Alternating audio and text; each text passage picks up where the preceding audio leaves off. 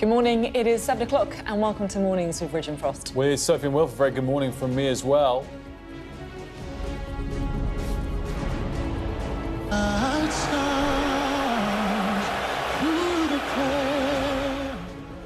Donald Trump says he could sign a deal with Iran in a few days after a frosty reception at a basketball game in New York. A celebrated Somali referee will miss the World Cup after being denied entry to the US. Former West Ham chairman David Sullivan is under scrutiny over allegations of improper conduct, claims he categorically denies. Also today, doubts over England cricket captain Ben Stokes' future this morning after an incident in a nightclub. And the race for dominance in drone warfare and why the UK is trying to catch up.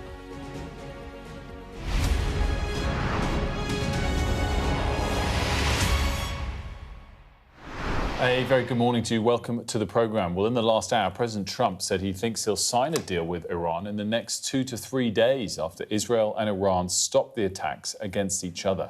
So over the weekend, the two countries fired missiles at each other for the first time since a ceasefire was agreed 2 months ago. This is what President Trump has had to say in the last hour. They were going back and forth, and now they both agreed through me to stop. And we're in the final throes of what will be a very, very good deal that will not allow in any way, shape, or form nuclear weapons, etc. And that its strait will open up right away. It'll open up immediately upon signing, which could be in 2 or 3 days. Well, he was speaking after going to a basketball game in New York, where he was given a pretty hostile reception by the crowds. I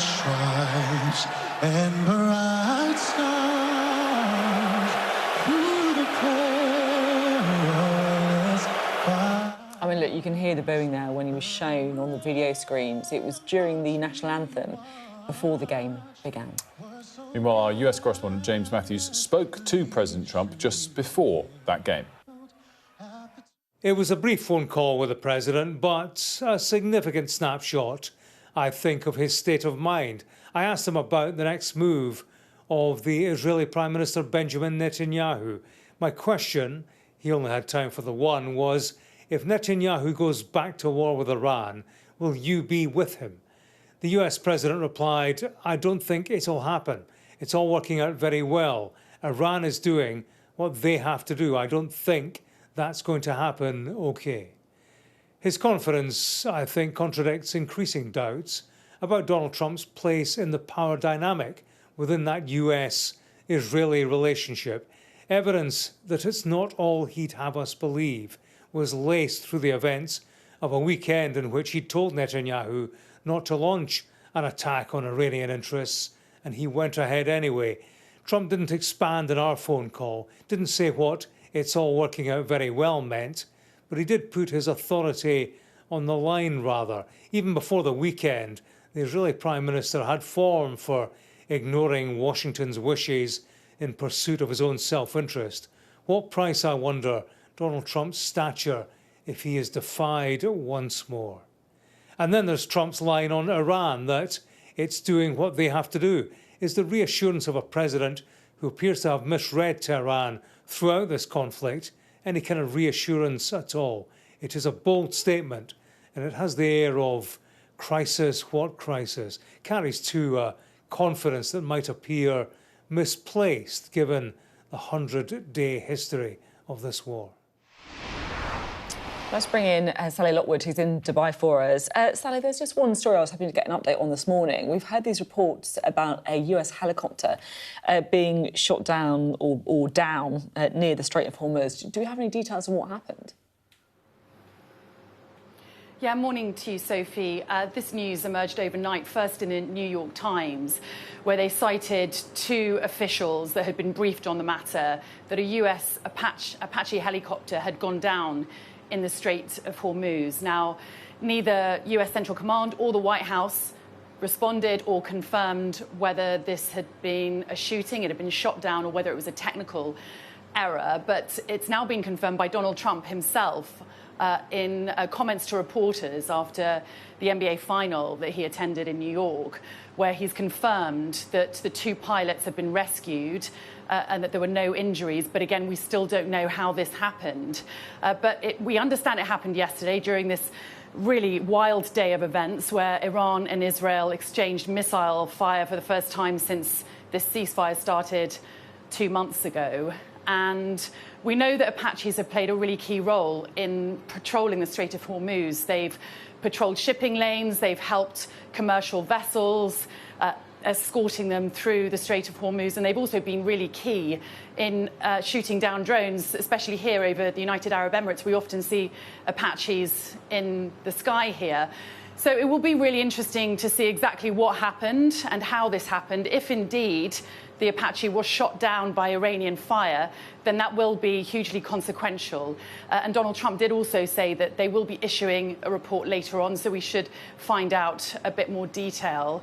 But it's also his other comments to reporters that have really raised eyebrows. The idea that he thinks there's still going to be some sort of diplomatic breakthrough in the coming days. He said that he had a largely positive conversation with Benjamin Netanyahu and that both sides have agreed to leave each other alone, he said, for at least a week, which gives us an idea of the timeline Donald Trump has in his head for how long he thinks it'll take to reach some sort of agreement. But he's still really talking it up, sounding quite optimistic that some sort of deal could be reached in a matter of days. And if that does happen, he said that the Strait of Hormuz could be reopened within 2 or 3 days of that being signed. But, you know, we saw just yesterday how quickly events can unravel and how quickly things can escalate. And the flashpoint is Lebanon, because Iran is not willing to abandon Hezbollah. And they have made it very clear that any agreement needs to extend to the war in Lebanon. But Benjamin Netanyahu has been very clear as well. He views this war as separate, and military operations in the south of Lebanon have continued overnight. So Donald Trump really has his work cut out. Do we think that Donald Trump is getting what he wants from Prime Minister Netanyahu and is in control of this process? I mean, who knows, Wilf? It would be, you know, really interesting to be a fly on the wall in those conversations between Donald Trump and Benjamin Netanyahu. You know, he maintained in comments to the Financial Times that he is calling the shots.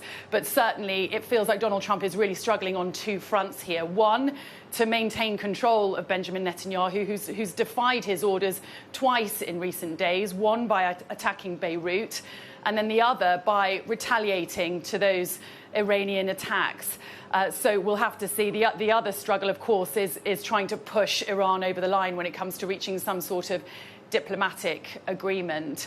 I think publicly Donald Trump is maintaining these comments of de-escalation without really reining in Netanyahu too much behind closed doors. But certainly it feels like Israel knows there is a line that they can't cross, and all those strikes that they carried out on Iran yesterday did appear to be limited. I mean, it's very tense indeed, and we're just going to have to see how the next few days go. Great stuff. As always, Sally, thanks so much. We'll have more reaction, I should say, to the latest comments from Donald Trump throughout the morning. The former British ambassador to Israel, Matthew Gould, is going to be here in the studio with us at 7:30. So 7:30 at that interview coming up. And former deputy ambassador to Iran as well. So a great guest who's been on the programme before. Now, top Somalian referee has been dropped from the list of World Cup officials after he was denied entry to the US. This, I should say, isn't just any referee. He was named the Confederation of African Football's Referee of the Year in 2025. So, in other words, kind of the top referee in Africa. US authorities haven't revealed why Omar Artan's been barred, but Somalia is among several countries affected by a travel ban under the Trump administration. He was barred from entering at Miami Airport. Here's Rob Harris, our sports correspondent. We're 2 days away from the start of the World Cup across Canada, the United States and here in Mexico. We've already seen Iran have to move their training base from the US to here in Mexico, in Tijuana, over issues getting visas for all of the delegation, and now wider immigration challenges, with FIFA confirming that one of the referees, Somali official Omar Abdel Kadir, has been denied entry to the US and will no longer referee at this World Cup. The US Customs and Border Protection said there were vetting concerns as he flew in from Turkey to Miami. They haven't expanded on that, but Somalia is on the Trump travel ban list. FIFA are only saying that the decision won't be overturned and that they have no say in the immigration processes of a government in charge of a World Cup. Now, it was only last year the FIFA president, Gianni Infantino, said there were a lot of misconceptions out there and that everyone would be welcome at all three countries co-hosting this World Cup. That is clearly not the case. Many issues facing FIFA in the countdown to kick-off. The co-host Mexico beginning the tournament here on Thursday night against South Africa. While more, of course, to come building up to the World Cup as well, as Rob said there, it's on Thursday it begins. Now, the future of England cricket captain Ben Stokes is in doubt this morning after an incident at a nightclub in the early hours of yesterday morning. So the England and Wales Cricket Board has said it's investigating what it's called a breach of team protocols. And we know it involves Ben Stokes, but also the bowler Gus Atkinson as well. Let's talk to Barnaby about this.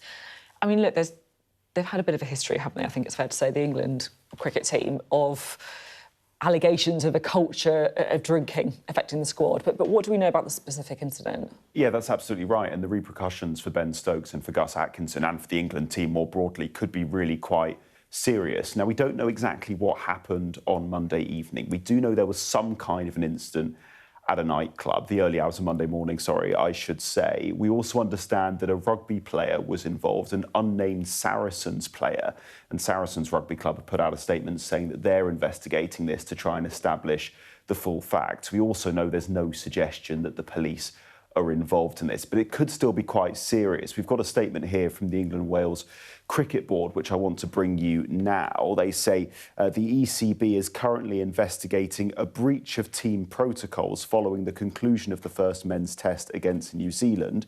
Ben Stokes and Gus Atkinson were present at a nightclub in the early hours of Monday morning when an incident took place.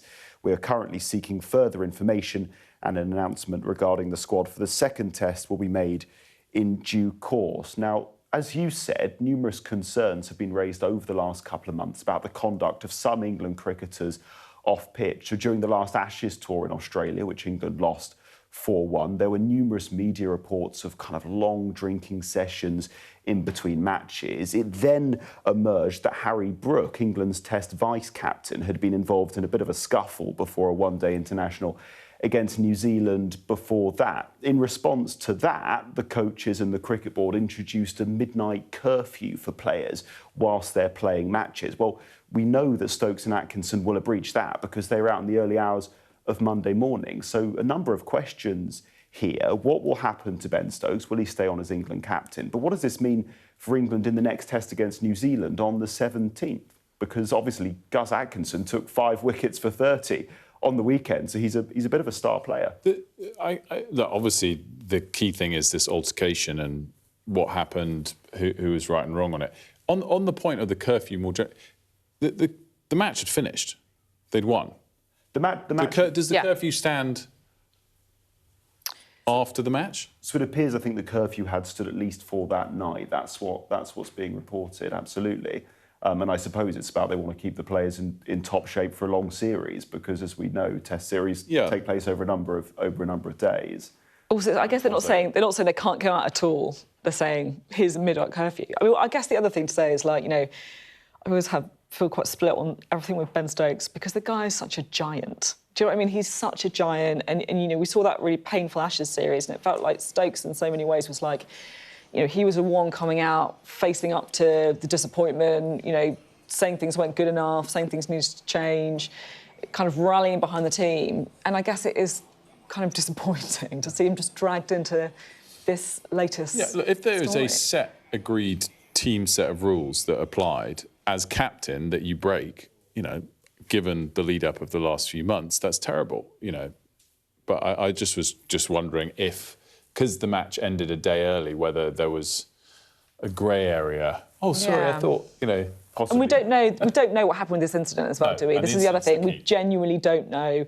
You know, there's I guess, like reports coming out this morning, we haven't sort of verified them, right, but saying that actually Stokes or Atkinson weren't the aggressors here, but we don't know, do we? So. No, we don't know, but it's the atmosphere it creates after other media reports over a number of months, and so that's why I think England cricket are going to be pretty worried about this. Yeah. Barbie, thanks so much.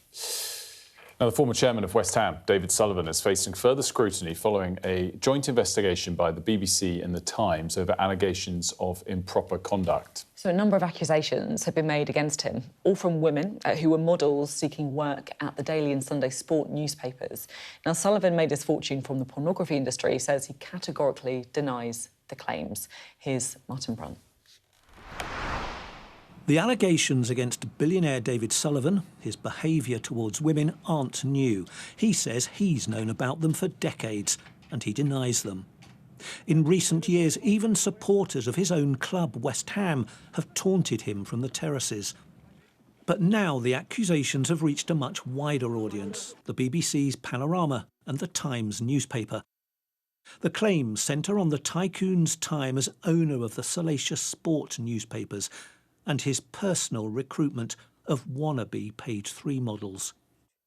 Glamour model Sasha Wall said she auditioned for Mr Sullivan in her underwear in a bedroom at his palatial Essex home. Then he just turns around to me and goes, "Do you know who," and says a model's name.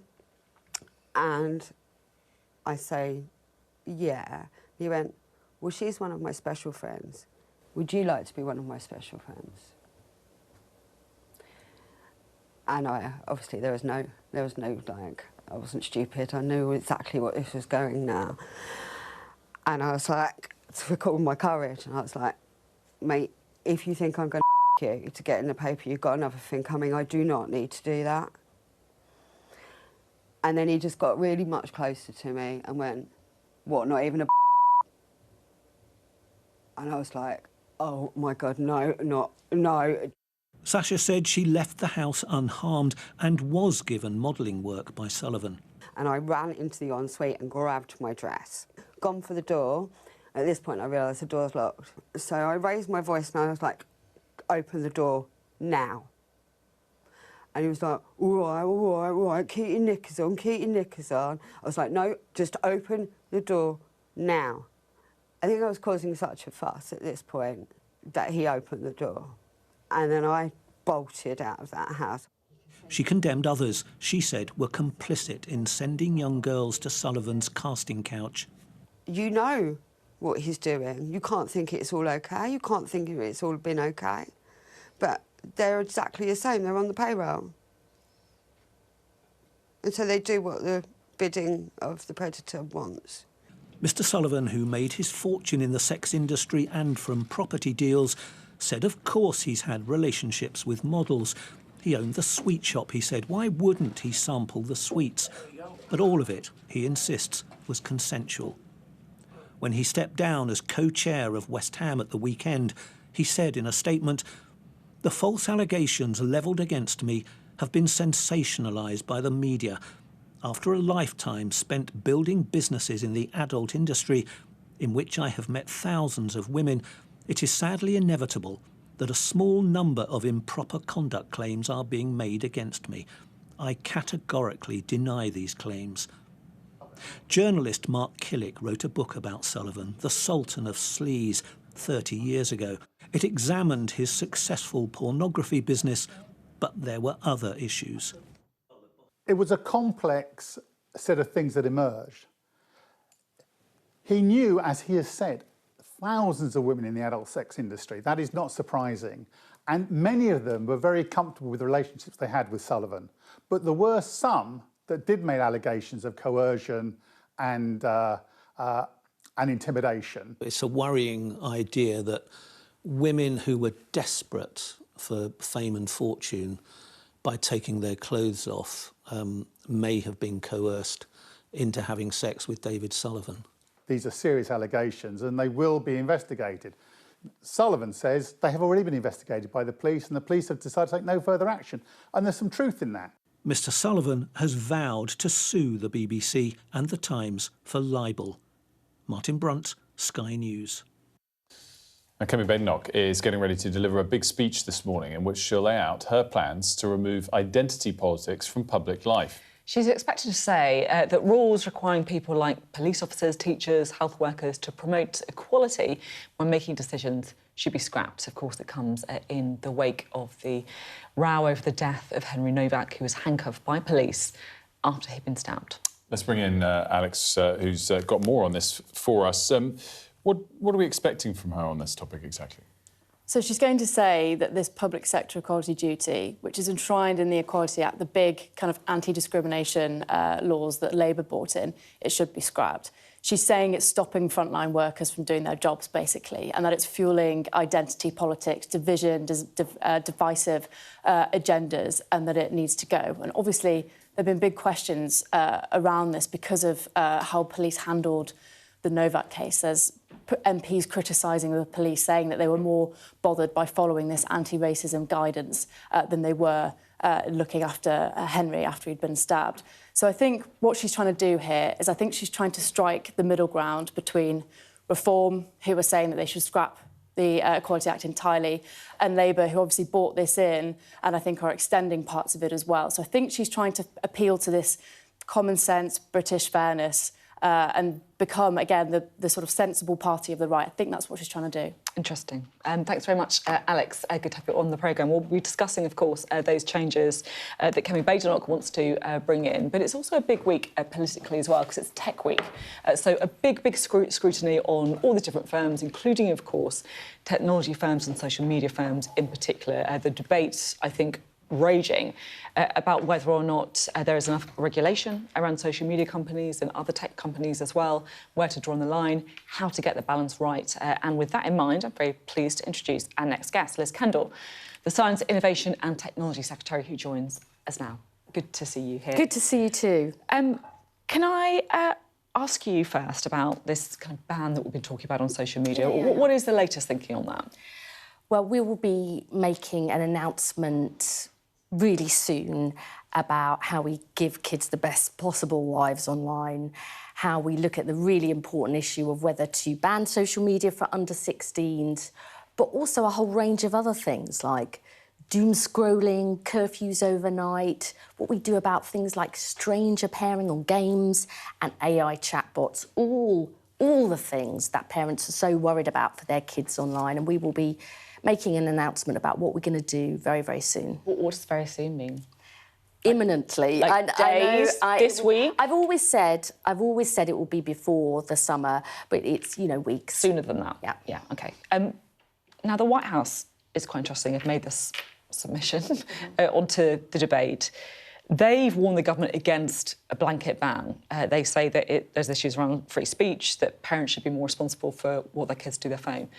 Is that a helpful submission, or should they, ban out? Well, I'm, very happy whoever puts their submission in, but I will take the decision for British families and British children and young people, and I won't be swayed in any way, shape or form from doing what I believe is right for children and families in this country. Is that the same for the Prime Minister? He won't be listening to the White House? Absolutely. I mean, we talk to everybody, but my job is Secretary of State for Science and Technology for the United Kingdom, and that is what I'm focused on. Is it appropriate for a foreign country to be lobbying? People can make whatever comments they want, but it doesn't... It's not like a random kind of mum, is it? This is the White House. I don't think any mums are random. They're desperately worried about their kids and, read that submission carefully. But I'm much more bothered about the parents who have replied to the consultation, 9 out of 10 of whom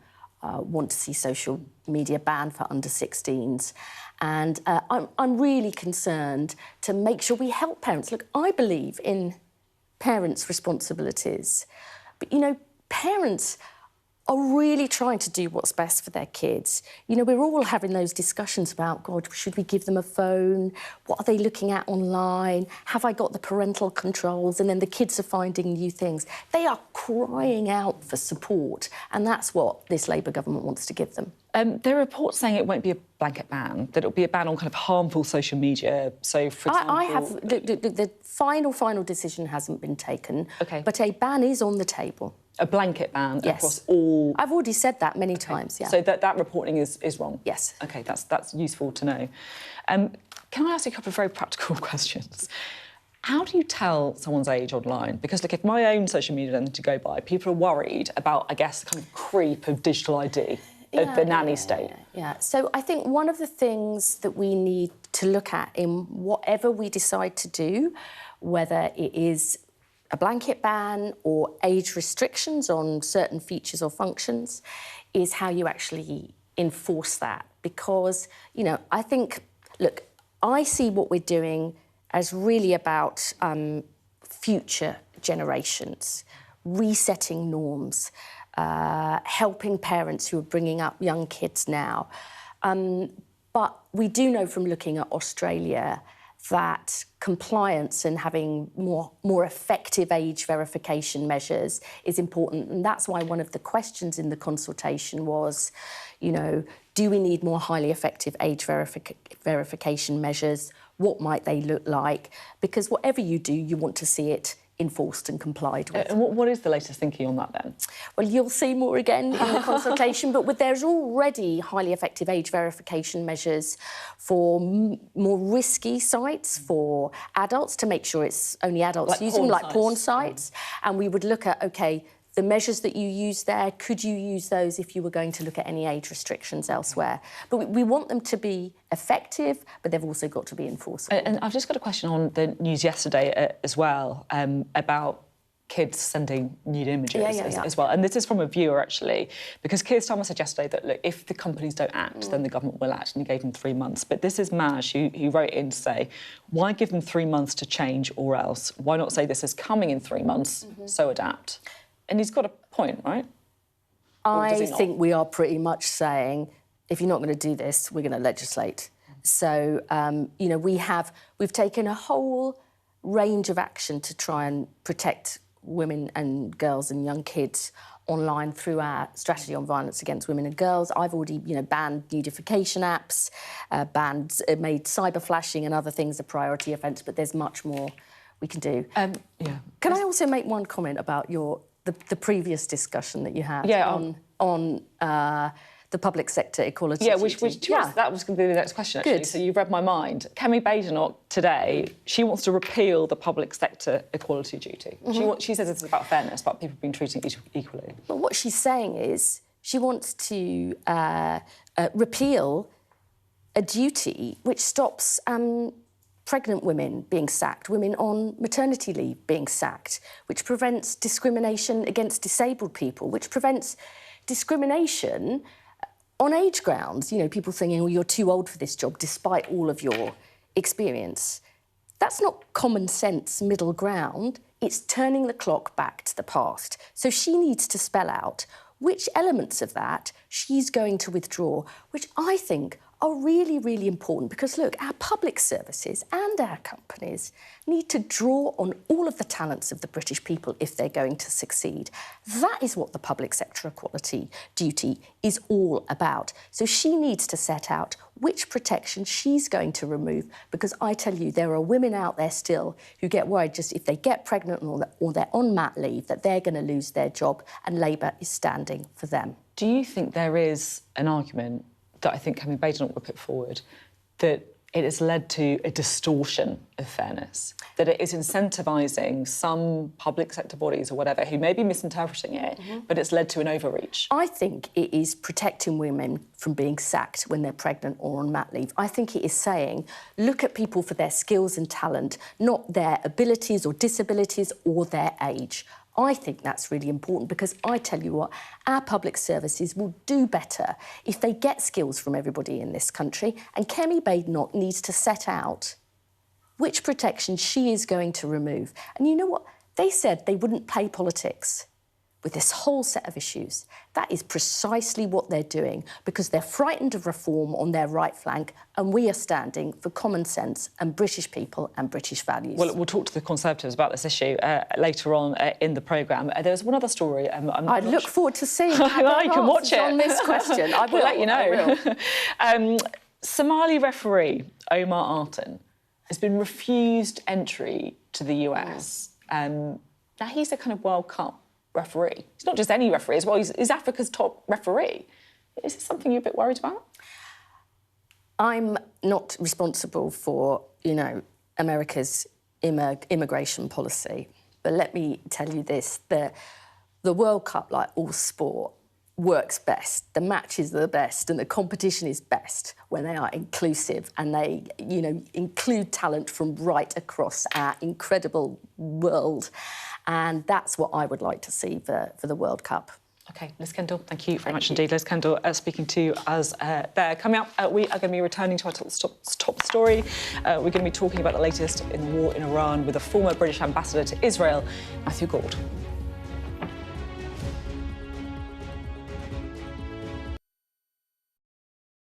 The Data and Forensics team is a multi-skilled unit dedicated to providing transparency in journalism. We followed a social media trail that led us to Bristol, where a confrontation between protesters erupted into a full-scale riot. Here it really is pitched battle skirmishes, hurling missiles, throwing punches. We gather, analyse and visualise data to tell data-driven stories. Sky News has been given exclusive data. Sky News has seen 72,000 posts used in this way. Elon Musk says it is, quote, a viper's nest of radical left Marxists who hate America. I think we would generally be called far right, sure. It's called Return to the Land, and they invited me in. Its founder says he is building a fortress for the white race. I kind of want to ask you, after seeing this, do you think what we're doing is immoral? I'm Tom Cheshire, Sky's data and forensics correspondent. Okay, there's a lot of firing going on. Can you explain to me why? We're journalists, sir.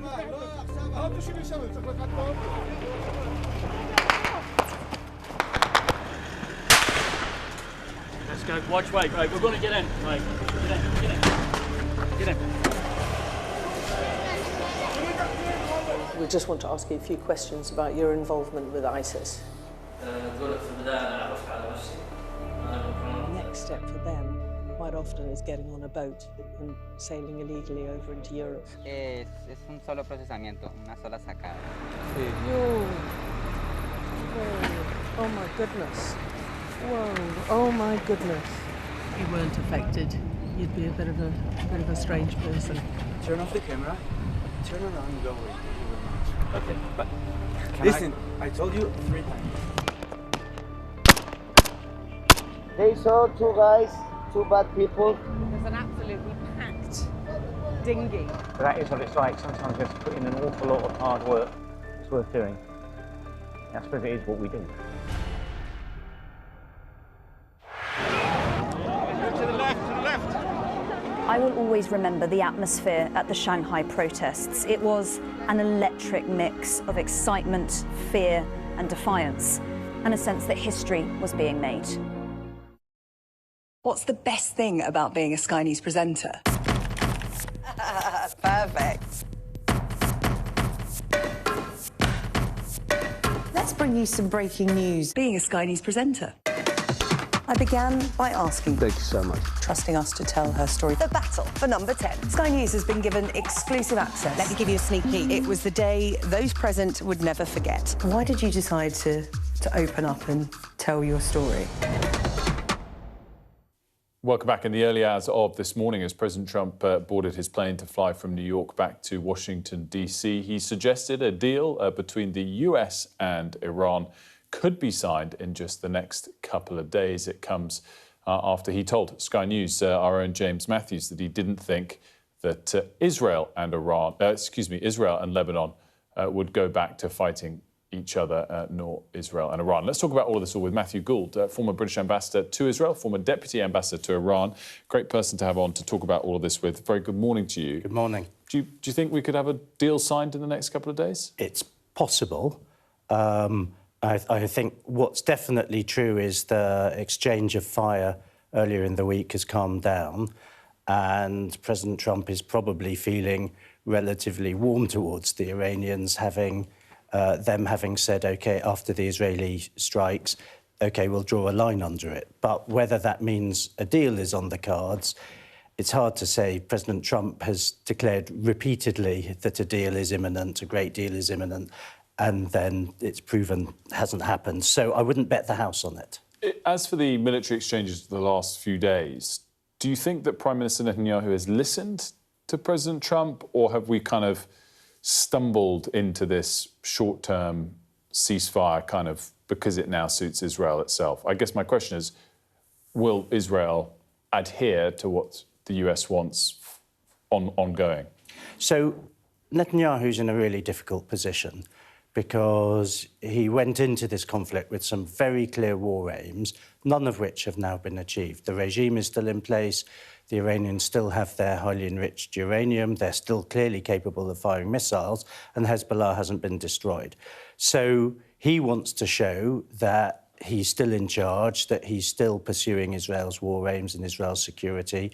He's fulfilling his promise to the citizens of northern Israel by trying to keep them safe.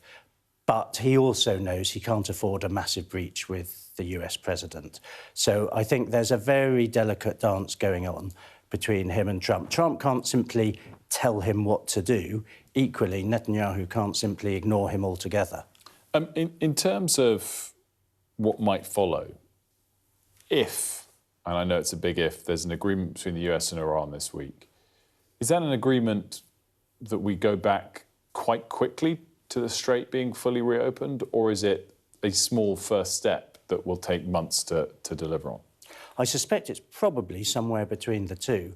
I mean, the mechanics of opening the Straits aren't straightforward. It's not as simple as the Iranians will say, OK, Straits now open and the ships can start passing. There's going to be a certain amount of demining and de-escalation that's required. But I think it could lead to sort of relatively quick progress if both sides were up for it. The real question for me is, what does it say about Lebanon? Because you've got a situation where the US president wants to have a deal. The Iranian regime also wants to have a deal, but they want Lebanon to be part of that deal. And the Israeli Prime Minister is very nervous about having the rug pulled out from under him, but specifically wants to carve out Lebanon from the deal and say he can carry on doing whatever he wants to do against Hezbollah. And that could be a continuing source of tension and instability. We so often talk about approval ratings for President Trump. Where are Prime Minister Netanyahu's approval ratings? So there has to be an election before early October. And in the weekly polls that are going on, Prime Minister Netanyahu and his nationalist right-wing religious coalition are polling in the low 50s, 50, 51 or so, in a parliament, a Knesset of 120. So if there was an election now, I think Netanyahu would really struggle to get to the magic number of 61, which is what he needs to get a majority. We're just hearing that in the last few minutes, the IDF have issued an evacuation warning for the southern city of Tyre in Lebanon. What do you make of that? Does that make you immediately question the sustainability of a ceasefire, or is that to be expected and sort of run-of-the-mill, if you will? So I think there are several things going on here. I mean, first of all, there's no question that the IDF are continuing their operations in Lebanon against Hezbollah. And the question is the degree to which they're calibrated to stay within the bounds of what's broadly acceptable without wrecking the ceasefire, or whether they're calibrated to try and destabilise it. I think as well there is some signalling through military action. So part of this is Netanyahu signalling to Hezbollah, to the Iranians and to his own people that he's not just going to stop and say that's enough, we're out of Lebanon.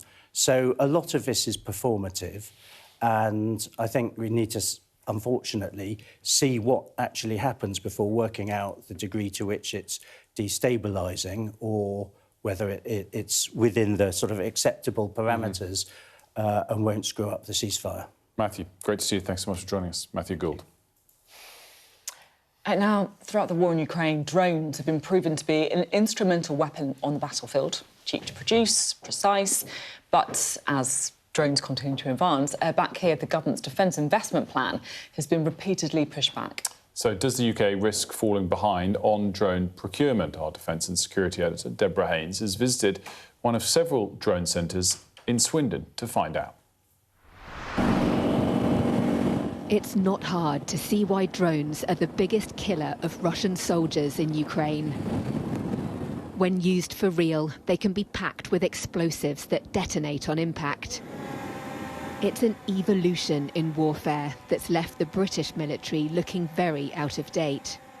Being so close to a drone is pretty intimidating, and this is just training.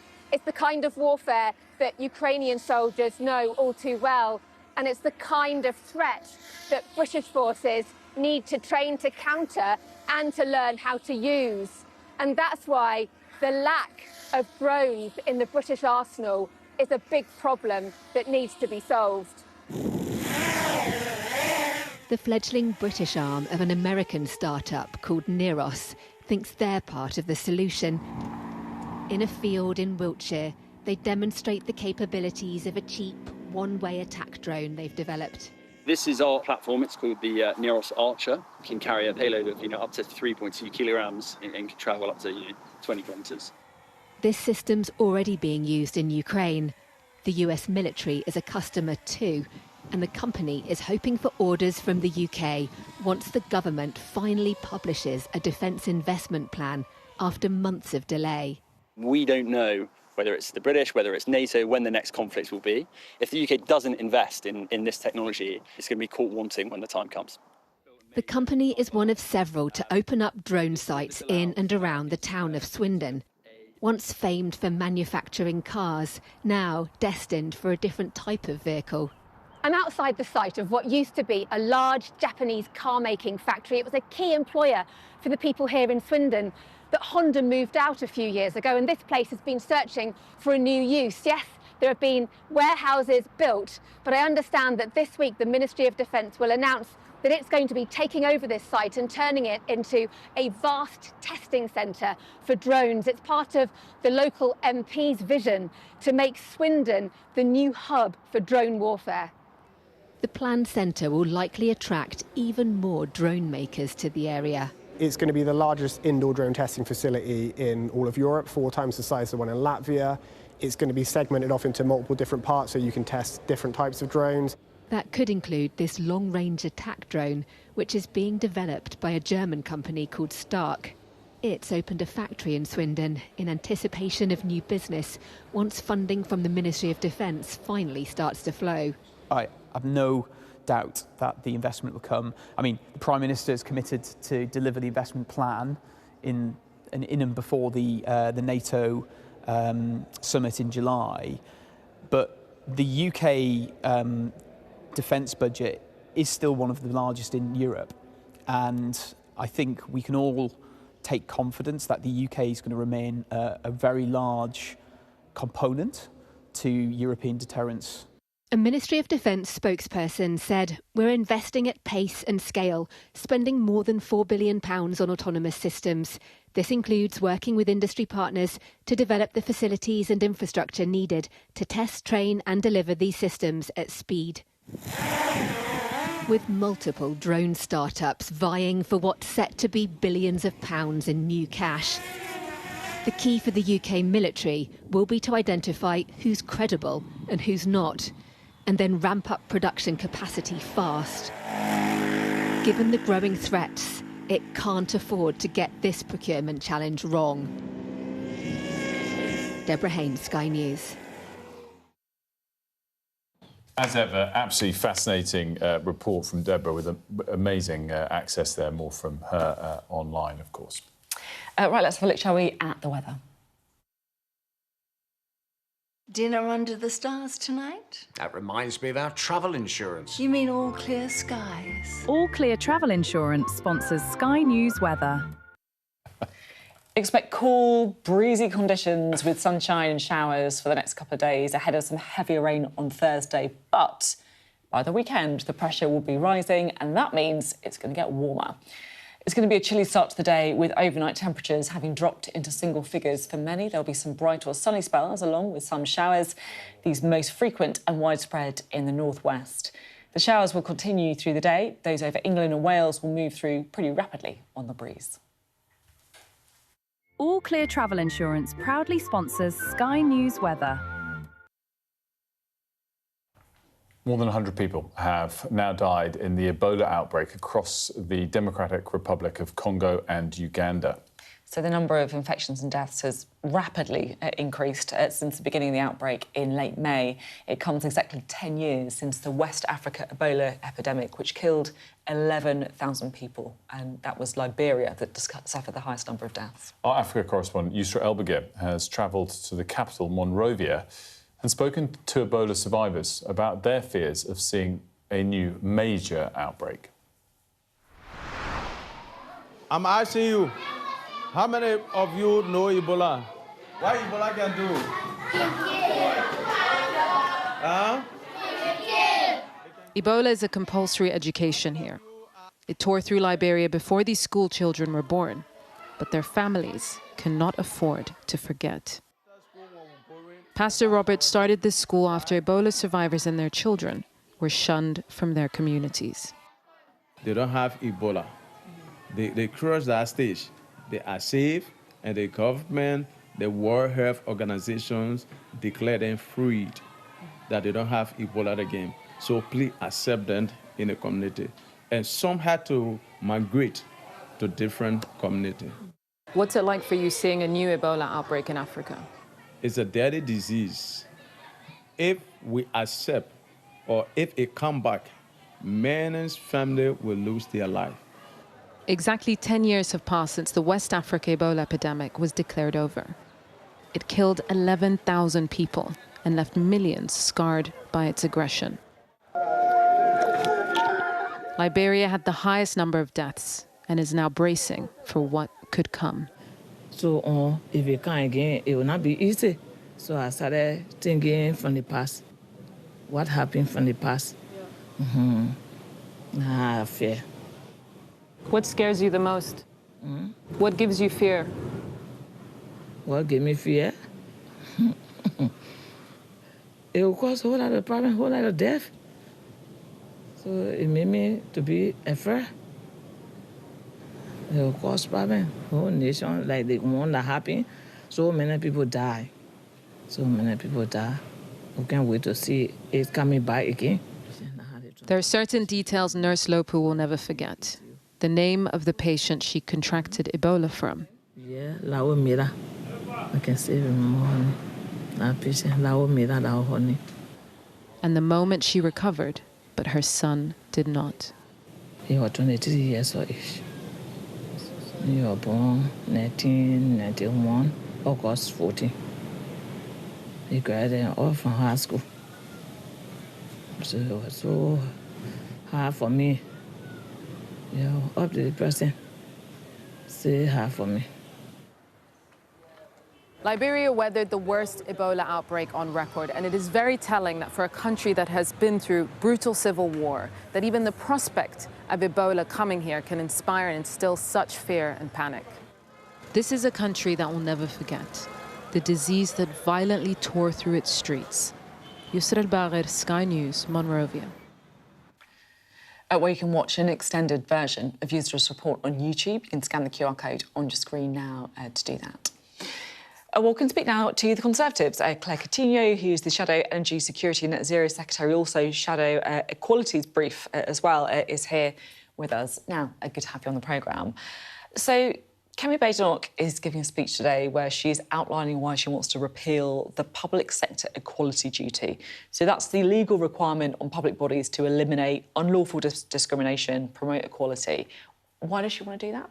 So part of the problem is the public sector equality duty is telling our public services to obsess about equality. They have to do an annual update and they have to talk about how they're promoting equality and diversity. And actually what we've seen in case after case, this is actually stopping them from doing their jobs. So it's not just about preventing discrimination. You've got a huge amount of clauses in the Equality Act that does that. This is actually about them promoting diversity, and that's where we are getting into trouble.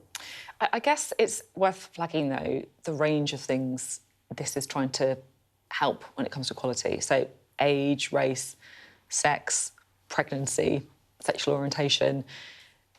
And it comes from a place of worrying that equality isn't happening. So, like, if you're pregnant, you might get sacked. Is it not important to have these safeguards in place to stop that? So let's talk about the Equality Act. 200 of the 219 clauses in the Equality Act are about discrimination. Those are the things that protect you from being sacked if you're pregnant. They protect disabled people. They protect white men, in fact, from discrimination. Cases have been brought for them under those parts of the Act.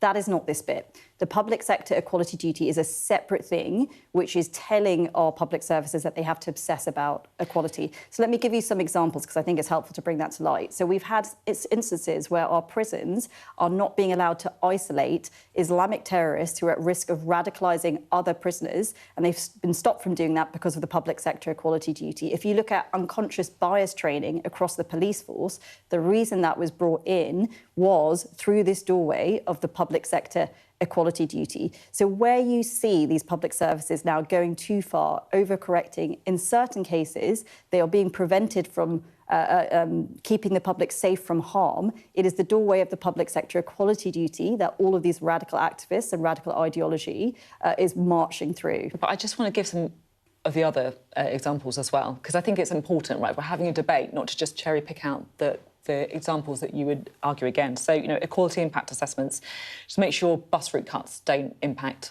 the elderly, for example. NHS Trust using it to audit patient communication to make sure it's often in large print or in British Sign Language, for example, to help those with disabilities access the NHS. There are also examples of this auditing process specifically being used to really help prevent discrimination. So there's two things. There's the point about how you prevent discrimination. And like I said, the vast majority of the Act is there to do that. You've got all of these other provisions that do that. So what is the specific thing the public sector equality duty is doing that we don't like? It's telling people to promote diversity. So your point about equality impact assessments, because I think that's your point. Yeah. How do you make sure that our public services are not doing those harmful things? You have discrimination laws that already do that. I think my point, though, is that I absolutely accept that we've got the laws, but sometimes by doing the process, that's when these things come up, right? Because you may not... If you've got the... Do you see what I mean? If you've got the law, you're not going through saying, actually, hang on, you know what? This NHS Trust, if you're blind, you can't read this communication. And it's the process of doing it that throws up these There's also examples. very harmful things happening. So that equality impact assessment is not working because what it's also doing, and, you know, Kemi Badenoch cited this case this morning, it was stopping her when she was in government from bringing forward changes to the care system to benefit rural people because the public sector equality, excuse me, the equality assessment was saying that disproportionately helped the elderly, the white and the Christian. So that's not what you want an equality impact assessment to do. You don't want it to stop you from helping people. And that's what it's doing in certain cases. And like I said, in the case of Islamic terrorists, we should not be worrying about whether terrorists are going to be called us racist if we're trying to stop them radicalising other prisoners. So it is not working just in the benign way that you mentioned. It is also doing some very bad things. I was keen to talk to you about the social media ban as well. I know it's something, of course, that the Conservatives are keen to see happen. The White House has made a submission to this consultation, right? And they're warning against a blanket ban. They're saying that there are issues surrounding free speech, that parents should be responsible. Is that a helpful intervention? Well, look, you know that I actually have even stronger views than my party on this. I would just ban smartphones for all under-16s. I think they are terrible things that are causing huge amounts of harm. And I think, look, the most important thing is that we're protecting children. I'm sure the White House and other people will have their views, but what we should really focus on is how we are protecting children. The thing that the government is talking about is how you stop children sending nude pictures. That's a horrible thing. Obviously, we should stop that happening. But look at all the other things that are happening. The fact that they're accessing all of these video images of knife crime, self-harm, all of these terrible things. And our position is that you should completely ban social media for under 16 because that's the best way to prevent all of these young people from accessing these horrible things. OK, thank you very much, Claire Coutinho, speaking to us there from the Conservative Party. Now, tech giant OpenAI, the owner and maker of ChatGPT, has filed paperwork to potentially become a publicly traded company.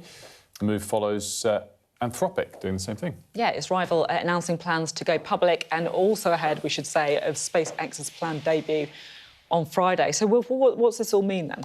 It Break means down. that these massive AI companies are all suddenly racing each other to grab capital from the public, obviously initial public offering the shares to everyone to buy for the first time rather than just private investors initially.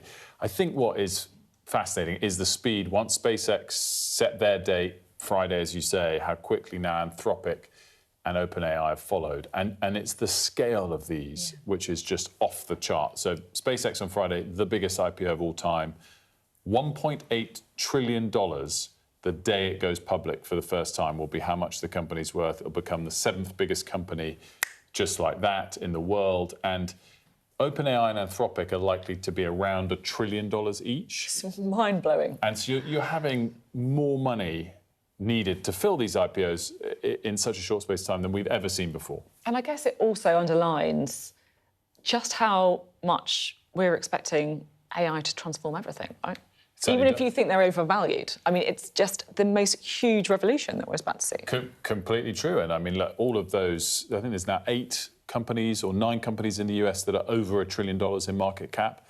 Basically, all of them are in some way linked to this AI theme, depending on exactly what they do. And, you know, look, needless to say, we've got some great early startups here, but nothing that compares to that scale and size. This is a US-led tech revolution that the world is really following. It makes me think as well, I have to say, because so much of the debate right now is around social media, right? And the regulation on social media, is it tough enough?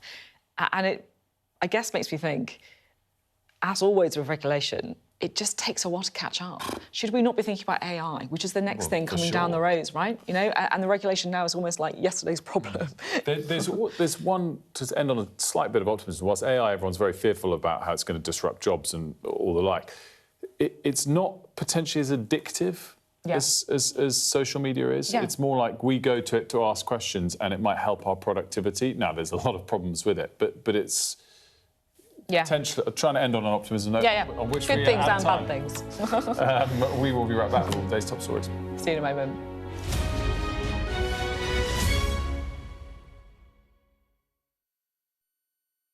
I urge you not to look away. If Hamas hands the hostages over, they will end this conflict. The world has been watching. Good to see you again. How are you? Did she say how he was? The conditions are awful. The jets were ordered to come back. Historic day here today. How will you respond if India does launch airstrikes? They'll be all out to war. I'm just going to put some body armor on. I'm Yalda Hakim.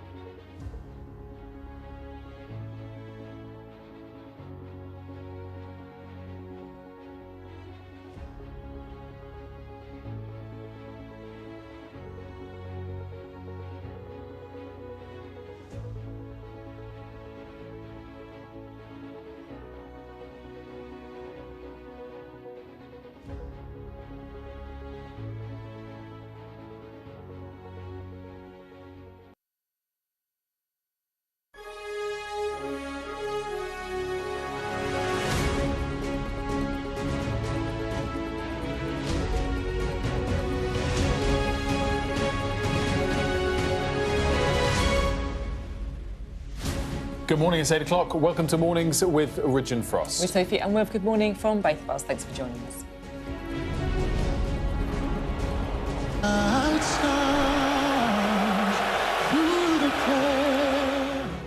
Donald Trump says he could sign a deal with Iran within a few days after a frosty reception at a basketball game in New York.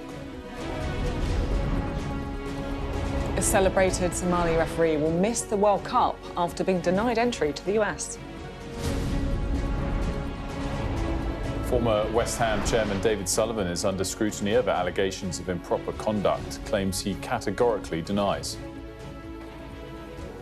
Also today, doubts over England cricket captain Ben Stokes' future this morning after an incident in a nightclub.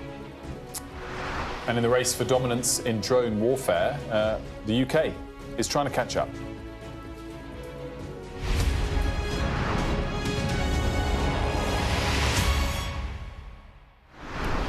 Good morning. Welcome to the programme. Now, President Trump says he thinks he'll sign a deal with Iran in the next 2 to 3 days after Israel and Iran stop their attacks against each other. Over the weekend, the two countries fired missiles at each other for the first time since the ceasefire was agreed 2 months ago.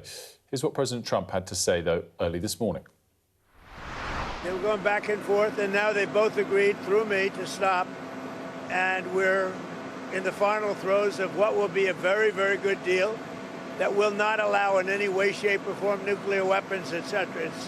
And the Strait will open up right away. It'll open up immediately upon signing, which could be in 2 or 3 days. Now, President Trump was speaking there after a big basketball game. Our US correspondent James Matthews spoke to President Trump just before that.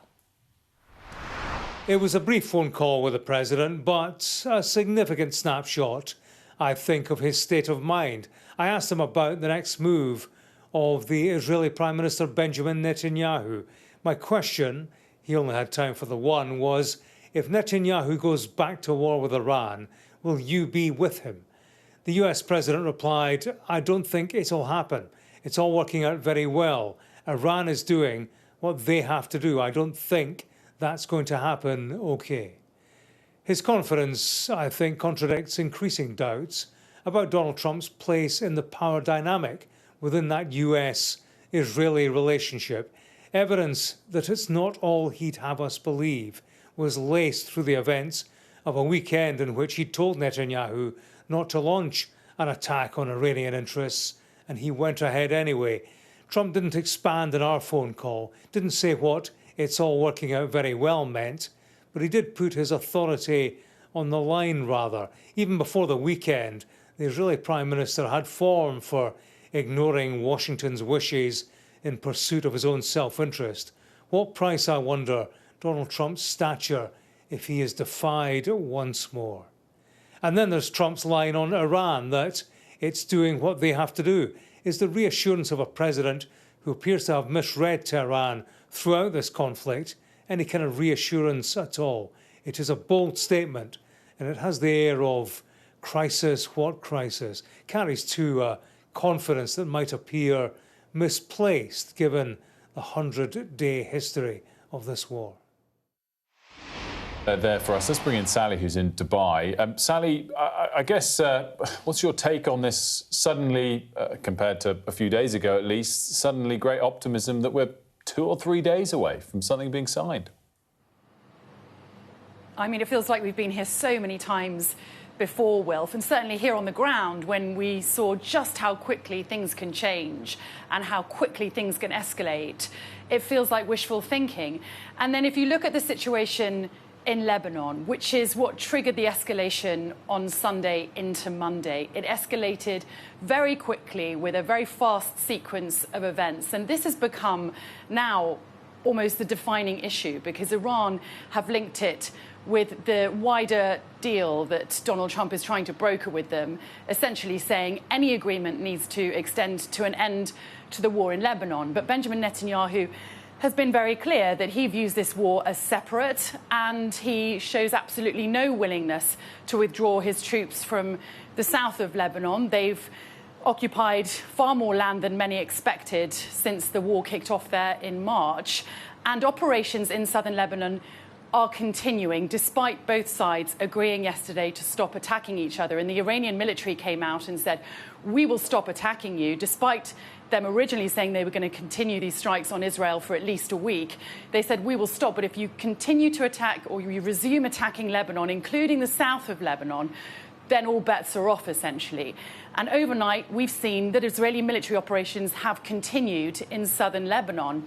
And in fact, there's been an evacuation order for the city of Tyre, including the Christian quarter, in the last hour or so. And that's significant. You know, the Christian quarter has largely been viewed as separate from Hezbollah's Shia strongholds. It hasn't been under evacuation orders so far for the last few months of fighting, and actually it's been used as a refuge for many displaced families. While it seems that there is no distinction being applied to the Christian quarter of Tyre, and the whole city is now under evacuation orders this morning, and the Israeli military are carrying out operations there. So we're just going to have to wait and see how the Iranians respond. But certainly for Donald Trump, unless he manages to fix this issue in Lebanon, where both sides are completely entrenched in their positions, Iran is not going to abandon Hezbollah, and Benjamin Netanyahu does not appear to show any willingness to end his military operations there, then it's hard to see how Donald Trump is going to push any sort of deal over the line. Sally, thank you very much indeed. Sally Lockwood there for us. Now, we just wanted to bring you this because around the diplomacy, President Trump was given a pretty hostile reception by the crowds at that NBA final that he went to. Let's just listen.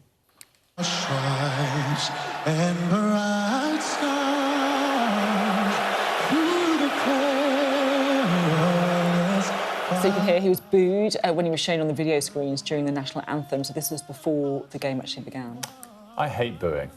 I hate booing in all regards. I just think it's the most unconstructive way to make progress. But you know what I'm actually reminded of with this, having as well lived in the US during Black Lives Matter, when in fact you saw the national anthem not just booed, but seeing all the players take the knee often during it, is I love, and whatever you think about the monarchy or not, I love that we have a separate head of state to head of government, because you don't usually get the two things as crossing over. So if you want to protest, like we saw at the Olympics, you know, booing George Osborne. Yeah, Osborne got booed because of, you know, austerity. It doesn't make its way into the national anthem, and you still have the national anthem as something to unite everyone. Even when we're in the most divisive political times like Brexit, it doesn't get its way into that, and everyone still stands in a positive way to sing the national anthem. Yeah, and actually, I think, to be honest, I wasn't sure where you were going to go with this, because Wilf wanted us to talk about booing the national anthem, and I was like, oh, I'm not sure. But actually, the separation of the head of state and the you know, the head of government, I think is actually it does make a lot of sense. I hate booing, and I love when you see people belt out the national anthem. I do as well. Although I wish we had a better one. I wish we had a better one. Well, do you know what? It's not that great. It's not deeply musical, is it? But it's simple, and that's also important. You need everyone to be able to sing along to it. That's true. It's easy to sing to. It's kind of easy to sing along to. Not many words. But you know what? This just came up on my feed the other day. My Instagram alg knows me quite well, and it showed the England players at Euro '96, which I think was the semi-final when we were playing Germany. We obviously had hosting the tournament. We were potentially going to win the tournament. Alas, we crashed out of that game. They belted it out at Wembley. All of the fans did, and it was just, despite perhaps it not being the most brilliant song musically, everyone was just like belting it out, and it was such a great national moment. So ahead of the World Cups to Scotland as well, I hope the players really go for it. Do you know what I also think on this? Part of this might be because we get too close to the players, and I am completely tone deaf, so I would be nervous to belt it out if I thought you might be heard. Yeah. So they should step back and allow the players to belt it out. To really go for it. But not be judged on how poor they are musically. I'm with you. Let us know what you think about the national anthem. Mornings at sky.uk. Mornings at sky.uk. Let us know. Continuing with our football coverage, a top Somalian referee has been dropped from the list of World Cup officials after he was denied entry to the US. And look, it's not just any referee, right? No, so Omar Artan is the 2025 Confederation of African Football Referee of the Year, and he was barred from entering as he landed in Miami. US authorities haven't revealed why he was stopped, but Somalia is among several countries affected by a travel ban under the Trump administration. Our sports correspondent Rob Harris has this. We're 2 days away from the start of the World Cup across Canada, the United States and here in Mexico. We've already seen Iran have to move their training base from the US to here in Mexico, in Tijuana, over issues getting visas for all of the delegation, and now wider immigration challenges, with FIFA confirming that one of the referees, Somali official Omar Abdel Kadir, has been denied entry to the US and will no longer referee at this World Cup. The US Customs and Border Protection said there were vetting concerns as he flew in from Turkey to Miami. They haven't expanded on that, but Somalia is on the Trump travel ban list. FIFA are only saying that the decision won't be overturned and that they have no say in the immigration processes of a government in charge of a World Cup. Now, it was only last year the FIFA president, Gianni Infantino, said there were a lot of misconceptions out there and that everyone would be welcome at all three countries co-hosting this World Cup. That is clearly not the case. Many issues facing FIFA in the countdown to kick off. The co-host Mexico beginning the tournament here on Thursday night against South Africa. I mean, look, I think it's a pretty serious story, you know, it really is. If the World Cup is all about bringing nations together, about inclusiveness, I think it is a big decision to not let this guy in, not just any guy as well, right? Massively, and what I don't quite understand about it, so he was on a flight from Turkey to Miami. Clearly, it was all planned. He had been given, as I understand it from the reporting, a diplomatic visa to supersede the otherwise, broader country ban that existed in place. So I'm not quite sure why that then fell through on arrival in Miami. The details aren't clear, but on the surface, as you say, it looks not just surprising, but quite unfair. Yeah, FIFA haven't really stood up for him, by the way. They said in a statement, in line with previous FIFA events, a host government determines who receives a visa and is admitted into their country. So there you go. Well, so Mr. Infantino hasn't stood up for principle. No, thanks, FIFA. Anyway, there we go. Quelle surprise. Now, the future of England cricket captain Ben Stokes is in doubt this morning after an incident at a nightclub in the early hours of yesterday morning. The England and Wales Cricket Board says it's investigating what it calls a breach of team protocols involving Stokes and bowler Gus Atkinson. Let's bring in Barnaby. He's got more on this. What are all the details around this, Barnaby? Well, pretty serious repercussions potentially for Ben Stokes, for Gus Atkinson and for England. So we know there was some kind of altercation at a nightclub in London in the early hours of Monday morning. We don't know exactly what happened. There are some reports that have come out and suggested there was a bit of a scuffle between these two players and between a Saracens rugby player who at the moment is unnamed. So we don't know who that is. Saracens have put out a statement themselves saying they're investigating this to try and uncover the full facts. And we also know that the police haven't been involved in this. We've got a statement here from the England and Wales Cricket Board, which I can read you now. The ECB, they say, is currently investigating a breach of team protocols following the conclusion of the first men's test against New Zealand. Ben Stokes and Gus Atkinson were present at a nightclub in the early hours of Monday morning where an incident took place. We are currently seeking further information, and an announcement regarding the squad for the second test will be made in due course. And I think it's that final line which will be worrying cricket fans, fans of Ben Stokes, because the squad for the second test against New Zealand, which starts on the 17th, hasn't been announced. And of course, this comes after several incidents involving the conduct of England cricket players off-pitch over the past few months. So multiple media reports of long drinking sessions during the last Ashes tour. Harry Brook, England's vice-captain, he was involved in an incident before a one-day international against New Zealand last year as well. So a question as to whether Ben Stokes will be the captain on the 17th of June and what will happen to Gus Atkinson too. Stay here, because I want your take on this. We've had a few emails in already on the national anthem debate, right? OK, so here's Barry. Just to put you on the spot. Exactly. I know, it's all right, it's all good. It's all, here's Peter. Peter says he's totally in agreement with you about the booing. It's childish and achieves nothing. And he also thinks that the national anthem could be more jolly, but at least it caters to all ages. Paul Williams says our national anthem is part of our great British history and should never be changed. And this is Barry from Belfast, who's made the point that in Northern Ireland, the national anthem alienates young players who don't see themselves as British. We envy Scotland and Wales, who have its own anthems to sport. Maybe England and Northern Ireland should follow. So, yeah. And actually, yeah, and June from Scotland as well. I have to say, yeah, she's saying she's not very happy about the English anthem as well. It's the British anthem, she makes a point, which is actually very important. That is an important point.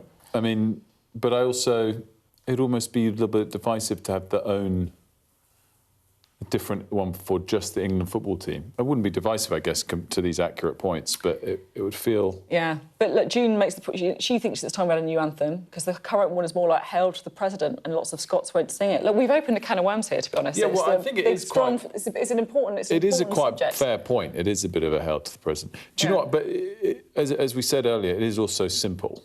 Yeah. In terms of the point about it could be a bit more upbeat. I don't think it's great, I'll be honest.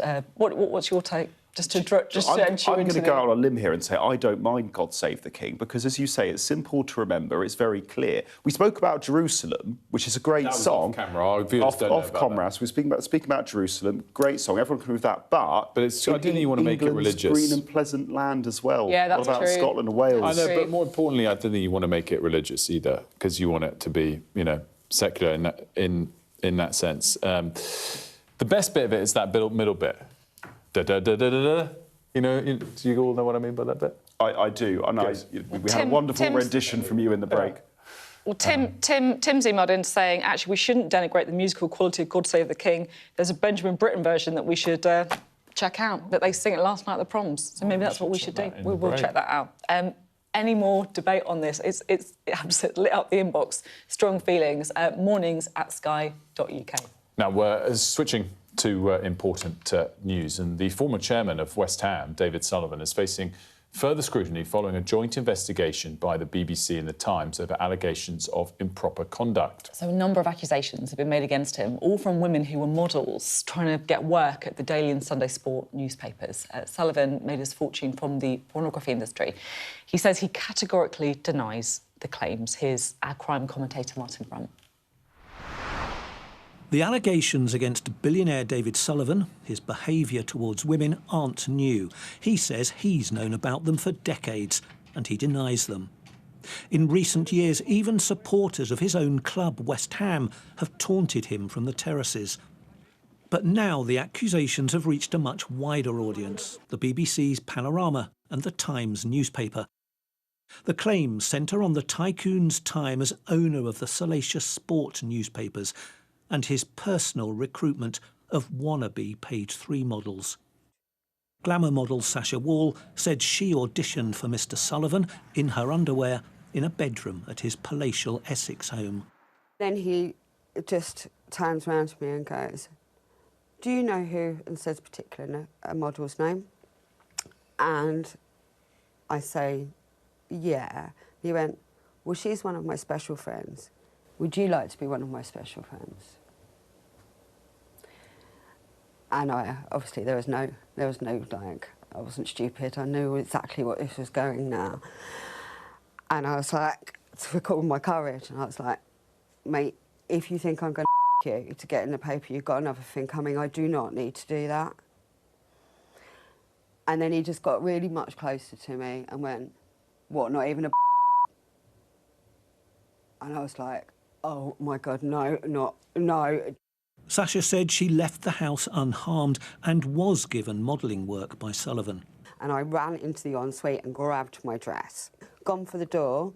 At this point, I realised the door's locked. So I raised my voice and I was like, "Open the door now."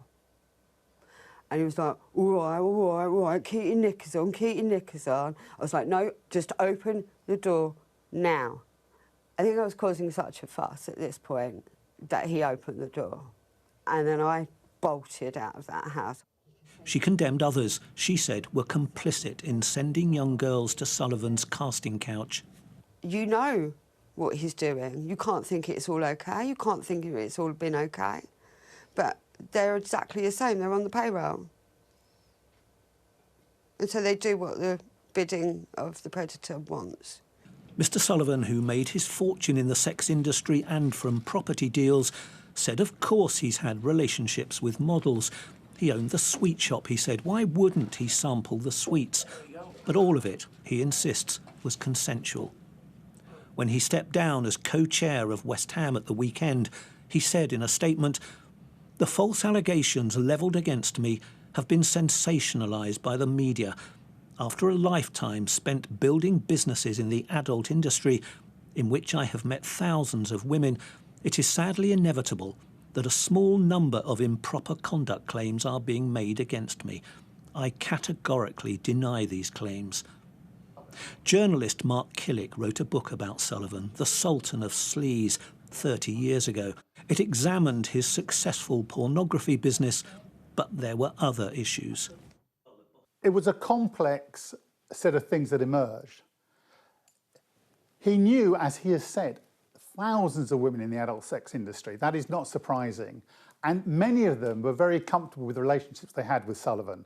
But there were some that did make allegations of coercion and intimidation. It's a worrying idea that women who were desperate for fame and fortune by taking their clothes off may have been coerced into having sex with David Sullivan. These are serious allegations and they will be investigated. Sullivan says they have already been investigated by the police and the police have decided to take no further action. And there's some truth in that. Mr. Sullivan has vowed to sue the BBC and The Times for libel. Martin Brunt, Sky News.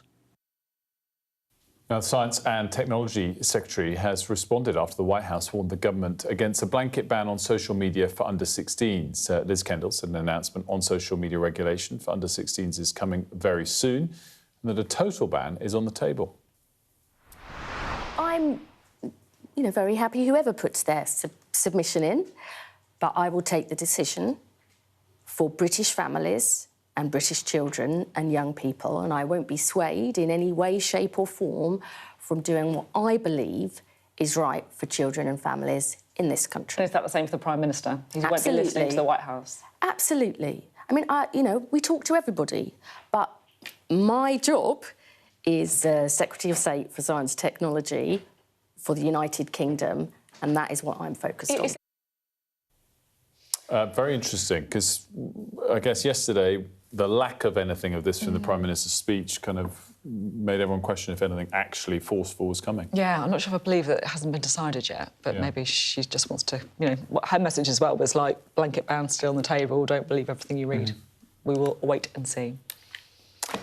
Now, charities are warning there aren't enough volunteers to support kids from disadvantaged backgrounds with their reading skills. So this big campaign's underway to try and recruit 100,000 volunteers to help out in schools and communities around the UK. I'd like to say we are joined now by Patterson Joseph, who's the actor, author and ambassador for National Year of Reading, and joins us now. Very good morning to you. Good morning to you too. So kick it off for us. You have had a lifelong passion for reading, not just because your profession has led you to have to read lots. Yeah, I mean, if any teacher who knew me before I was sort of 16 would have been going, what, him? I mean, I think I was terrible. I used to play truant quite a lot. I didn't have a great time at school, but I found solace in Willesden Green Library, and I'd hide out in the reference section. This is not a tip for children, by the way. But I'd hide out in the reference section because it was nice and quiet, and I would just read all day. I read all sorts of great stuff, but also, lots of nonsense. But it was fantastic to disappear into those worlds. And I remember reading The Lion, the Witch and the Wardrobe when I was about 12 and just disappearing. And all of my issues, all of the problems around me just went away. And I thought, that's a magic thing, isn't it? They're just, shapes on a page and they become images in your head and off you go. And I would love to share that. And so, I'm now the ambassador, so all those teachers were quite wrong. I'm interested to talk a bit more about your experience at school, but you're here because you were, I guess, alarmed by it, is it fair to say, a decline in reading among kids? Yeah, because primary school that's the time when you really catch it, because, you're not studying for exams, you're not sort of cramming, you're doing it for pleasure, and reading should be a pleasure. I know later in life, if people have done sort of degrees and things, they go, I can't stand another book. But at that age, and the fact that there's a big decline, that's really not great for us as a nation. Books are where you learn empathy. Books are where you, especially novels, are where you learn to see life from a different perspective.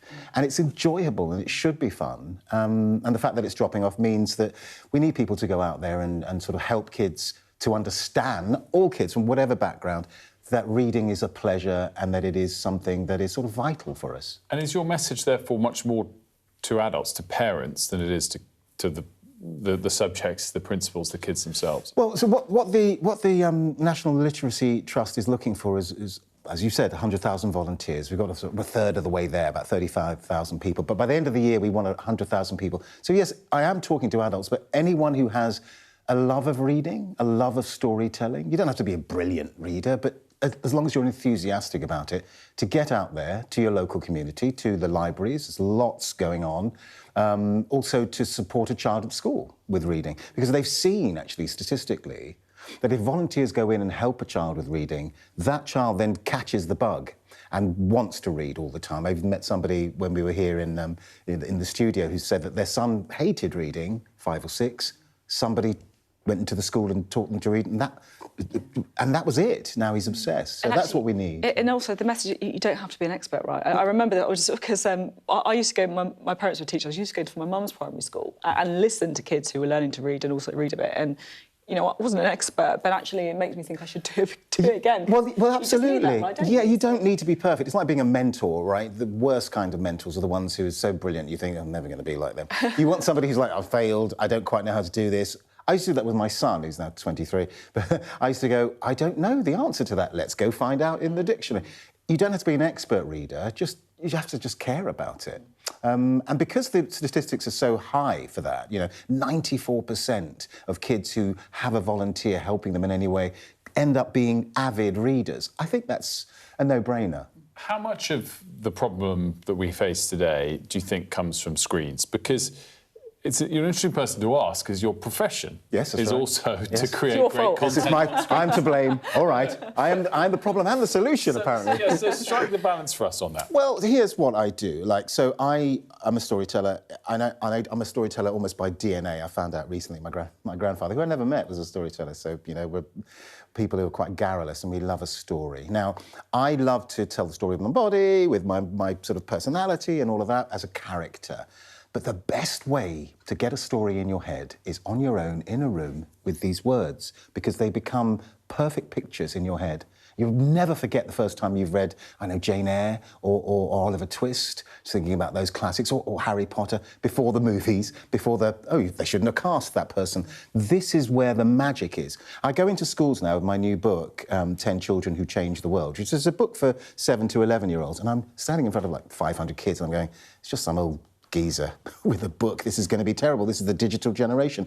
And they're rapt, not just because I know how to tell a story, but because it's a human being talking to them, and that will never fade. So I do think that storytelling via books is the way to stop kids sort of scrolling and, you know, just looking at screens the whole time. Can I ask a bit about your own experience at school? Oh, because I've read some of the things that you've said about it before, but very powerfully, I should say. One interview you said that you were 4.5 when you realised the school system wasn't fair. Well, I mean, you know, 4.5, what do you know? I just walked into school and the teacher sort of dismissed me as being, well, in no old money thick, simply because I got very nervous. I mean, I was surrounded by kids, and she asked me to, what's this and what's that on a book, and I just got confused, even though I could read and write, because I had horrible older sisters who did school with me. But I panicked, and that was me dismissed. And of course, there's a great BBC documentary called Subnormal, which is about how the Education Act, 1948, would label children of immigrants, and certainly children of the working class, as educationally subnormal. This was in the Education Act until about 1982. And I know for a fact from one of my great teachers, Mrs. Bird, bless you, the late, great Mrs. Bird, that the headmistress would always say, well, leave the community of Irish kids as well, leave the Irish kids and the Caribbean kids alone, they'll never learn anything. So being dismissed like that, and especially by adults, you just go, well, I can't really be very bright then if they don't think I am. But you sort of...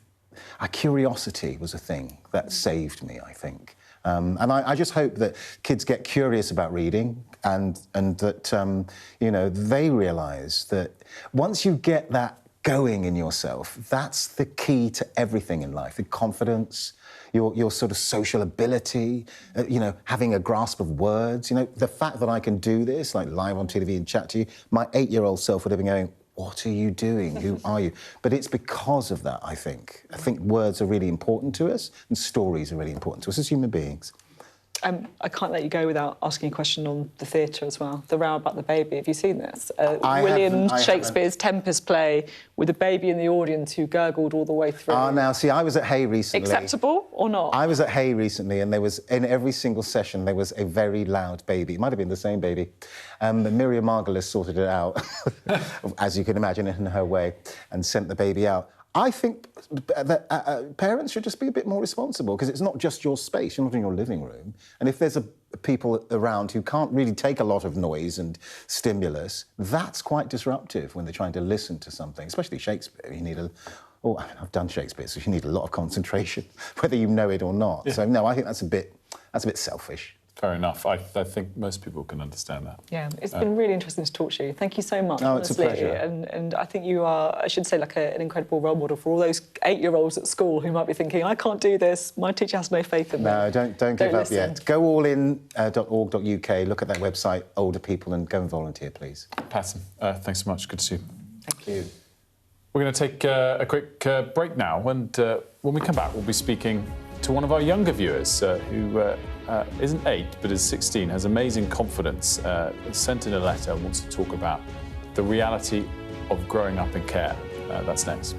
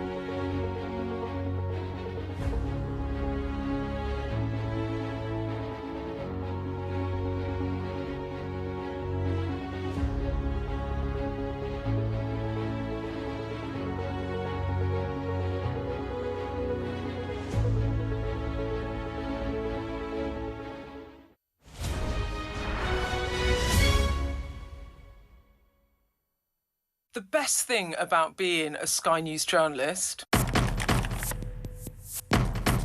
My darling. Beth Rigby, Sky News. Is being a Sky News journalist. You said to people, I'm not coming back for more, but you have come back for more. Well, let's kick off and make a statement. What can our Prime Minister say to you to not impose tariffs? He's coming out! What more do you need? We're trying to see as much as we can. We're in an area that's just been reclaimed. Mr. Zuma, Sky News. People are directly protesting. The whole neighborhood is rallied around her. It's been impenetrable to journalists over the last 2 years of war in Sudan. I've been waiting for this for 2 years. It doesn't feel like a big homecoming. It was never going to be pretty. War isn't pretty. Welcome back. We've done a lot of reporting here on Sky News on the difficulties facing young people in care, as well as those transitioning out of the care system. It's even triggered the government to launch an urgent review into the early deaths of care leavers after our documentary Unseen, a girl called Nonita, shone a light on the critical failings that occurred before a young woman who'd been in care took her own life at the age of 18. Well, our next guest, 16-year-old Tyler Parsons, reached out to us directly here on Mornings and asked to not only share his own experience in the care system, but to tell us about the work he's doing to try and help improve the lives of other young people. And Tyler joins us now, we're very pleased to say. Firstly, thank you for emailing in. Thank you for emailing in. It is exactly the kind of voice that we need to hear more from. And look, we have done quite a lot on care in this programme, and the thing that always strikes me is whether you're talking about the education system, whether you're talking about the prison system, whether you're talking about the number of young people who are dying too young, the thing that just seems to link so many of these things is growing up in care. I mean, it must be something that you've been reflecting on as well. Yeah, it's definitely difficult growing up in care, and obviously I've been in care for about a year now. I was in care when I was younger. It is really difficult, and I think sometimes people don't understand that, and I think sometimes the support isn't always there for young people. They don't have that safe person, a lot of them. A lot of them don't have that support team around them because it's difficult to find that support, because at the end of the day, they don't have the parents to go to all the time. Not all children have that in their lives. Do you think it gets oddly almost harder as you get older? Is there an aspect of it to that or not? Yeah, they expect you to be independent. You get to an age where you do things yourself, and what concerns me more is the lack of supervision sometimes. So in a semi-independent placement, which I am in, I know some people are in it, and they can choose to do whatever they want. They can either they can travel to Birmingham if they want on a random day. They can travel to London, and that no parent would let that happen. A lot of parents would want to know what's going on, but when you're in care, it's fine, you can do that, and that's what opens things like county lines, because they won't know for months and months, especially when the staff changes all the time in those placements. So I think it's really difficult. Can we just talk about what is in a semi-independent? What kind of place is this? Is this like a housing block that people just, after you're 18, you kind of put in there? So a semi-independent placement is 16 to 18. Right. You get put in there sometimes when you turn 16, if they think you're independent enough, which a lot of the time, children that get put there aren't independent enough. 16-year-olds. 16-year-olds. Aren't you? They expect to cook their own meals. Fortunately, my placement are a really lovely placement. They're very supportive, but it's rare. I've got a nice placement, and that's rare. That doesn't always happen. So I cook my own meals, which sometimes can be difficult, because when I'm travelling, I love to do events. I like to travel. I like to go and help out with parties. I had my youth parliament. So it's really difficult to prioritise food sometimes. And sometimes I can reflect and admit sometimes my independent skills aren't quite there yet. Yeah. They're not fully developed, and I can say that. But there are some children that, like one of my friends couldn't cook a pizza. Yeah. But he's expected to do all of his own meals himself. And I guess it's the emotional support as well, right? You've got the practical level about what do you wear to a job interview, or what nutritious food shall I cook tonight? But I guess there's also the emotional support as well. It's hard being 16. It's hard being 18. You try to work out what to do with your life, right? Yeah. And I think it's even more difficult in care. Fortunately, I have an advocate called Steph from NIAS. She is the most loveliest lady, and she has supported me throughout my whole time in care. She's the one that stuck by me no matter what, and she doesn't judge. There has been difficult times, really difficult times. You wouldn't believe where I was 6 months ago. It was not in this position, but she stuck with me, and I thought that really shows someone, an advocate from NIAS like that. That's what I hope that all children have. Do you think it's a particularly tough sort of hurdle, tipping point when people in care turn 18?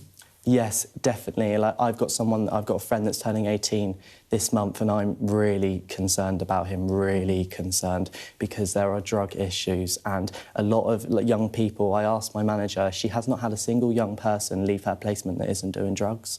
Wow. And do you know what concerns me even more?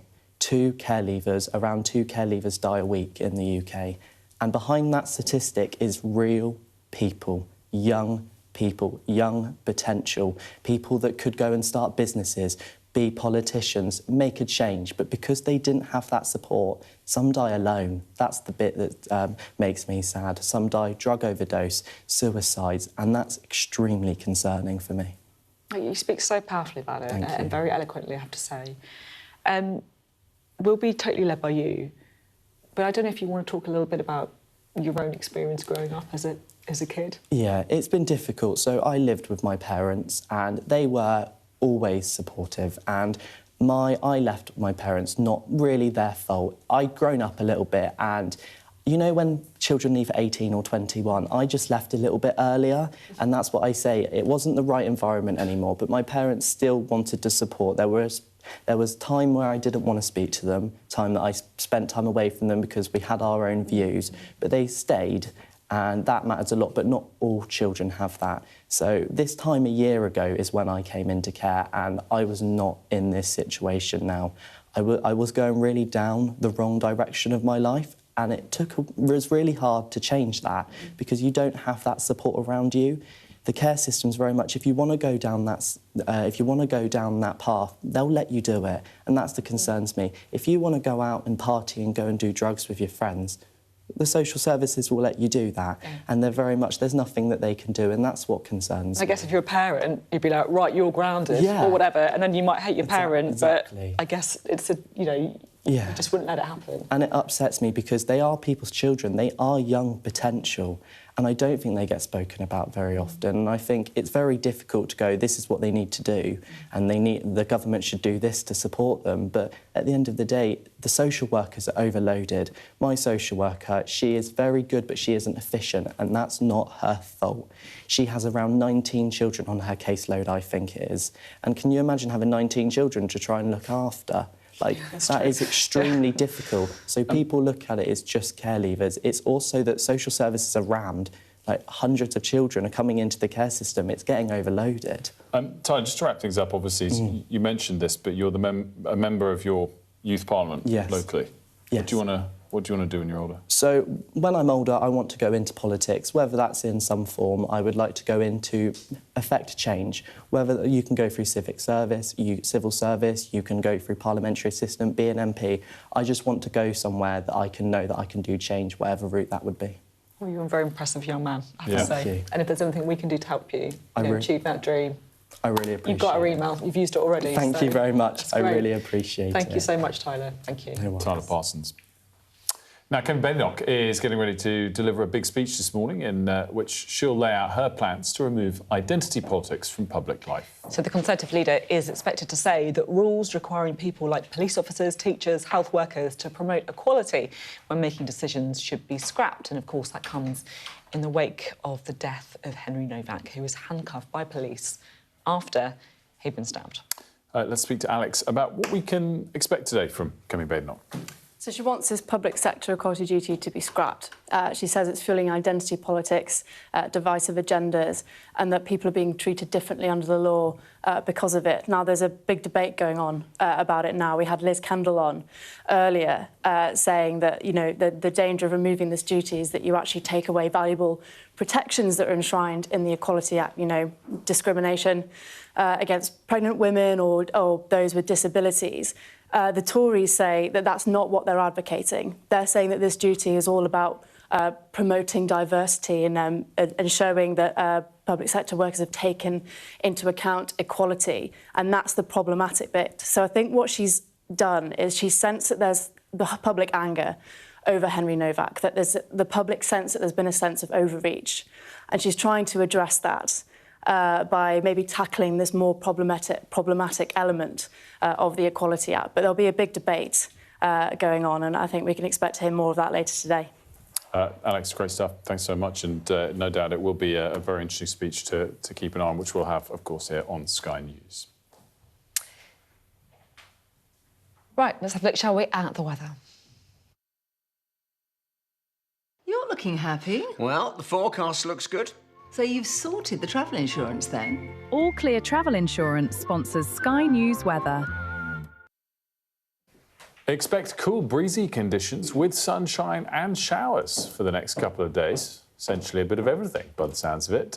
By the weekend, however, pressure will be rising with the promise of something a little more settled and warmer. It'll be chilly to start the day today. Overnight temperatures dropped into single figures.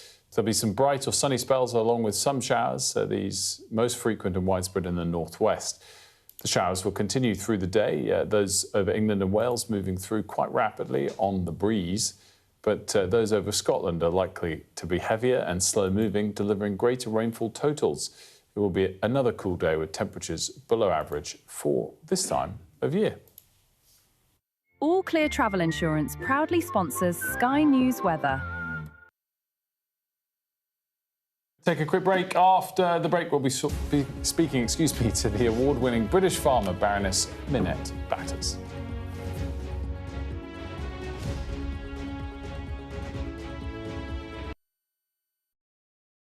The data and forensics team is a multi-skilled unit dedicated to providing transparency in journalism. We followed a social media trail that led us to Bristol, where a confrontation between protesters erupted into a full-scale riot. Here it really is pitched battle skirmishes, hurling missiles, throwing punches. We gather, analyse and visualise data to tell data-driven stories. Sky News has been given exclusive data. Sky News has seen 72,000 posts used in this way. Elon Musk says it is, quote, a viper's nest of radical left Marxists who hate America. I think we would generally be called far right, sure. It's called Return to the Land, and they invited me in. Its founder says he is building a fortress for the white race. I kind of want to ask you, after seeing this, do you think what we're doing is immoral? I'm Tom Cheshire, Sky's data and forensics correspondent. Okay, there's a lot of firing going on. Can you explain to me why? We're journalists, sir.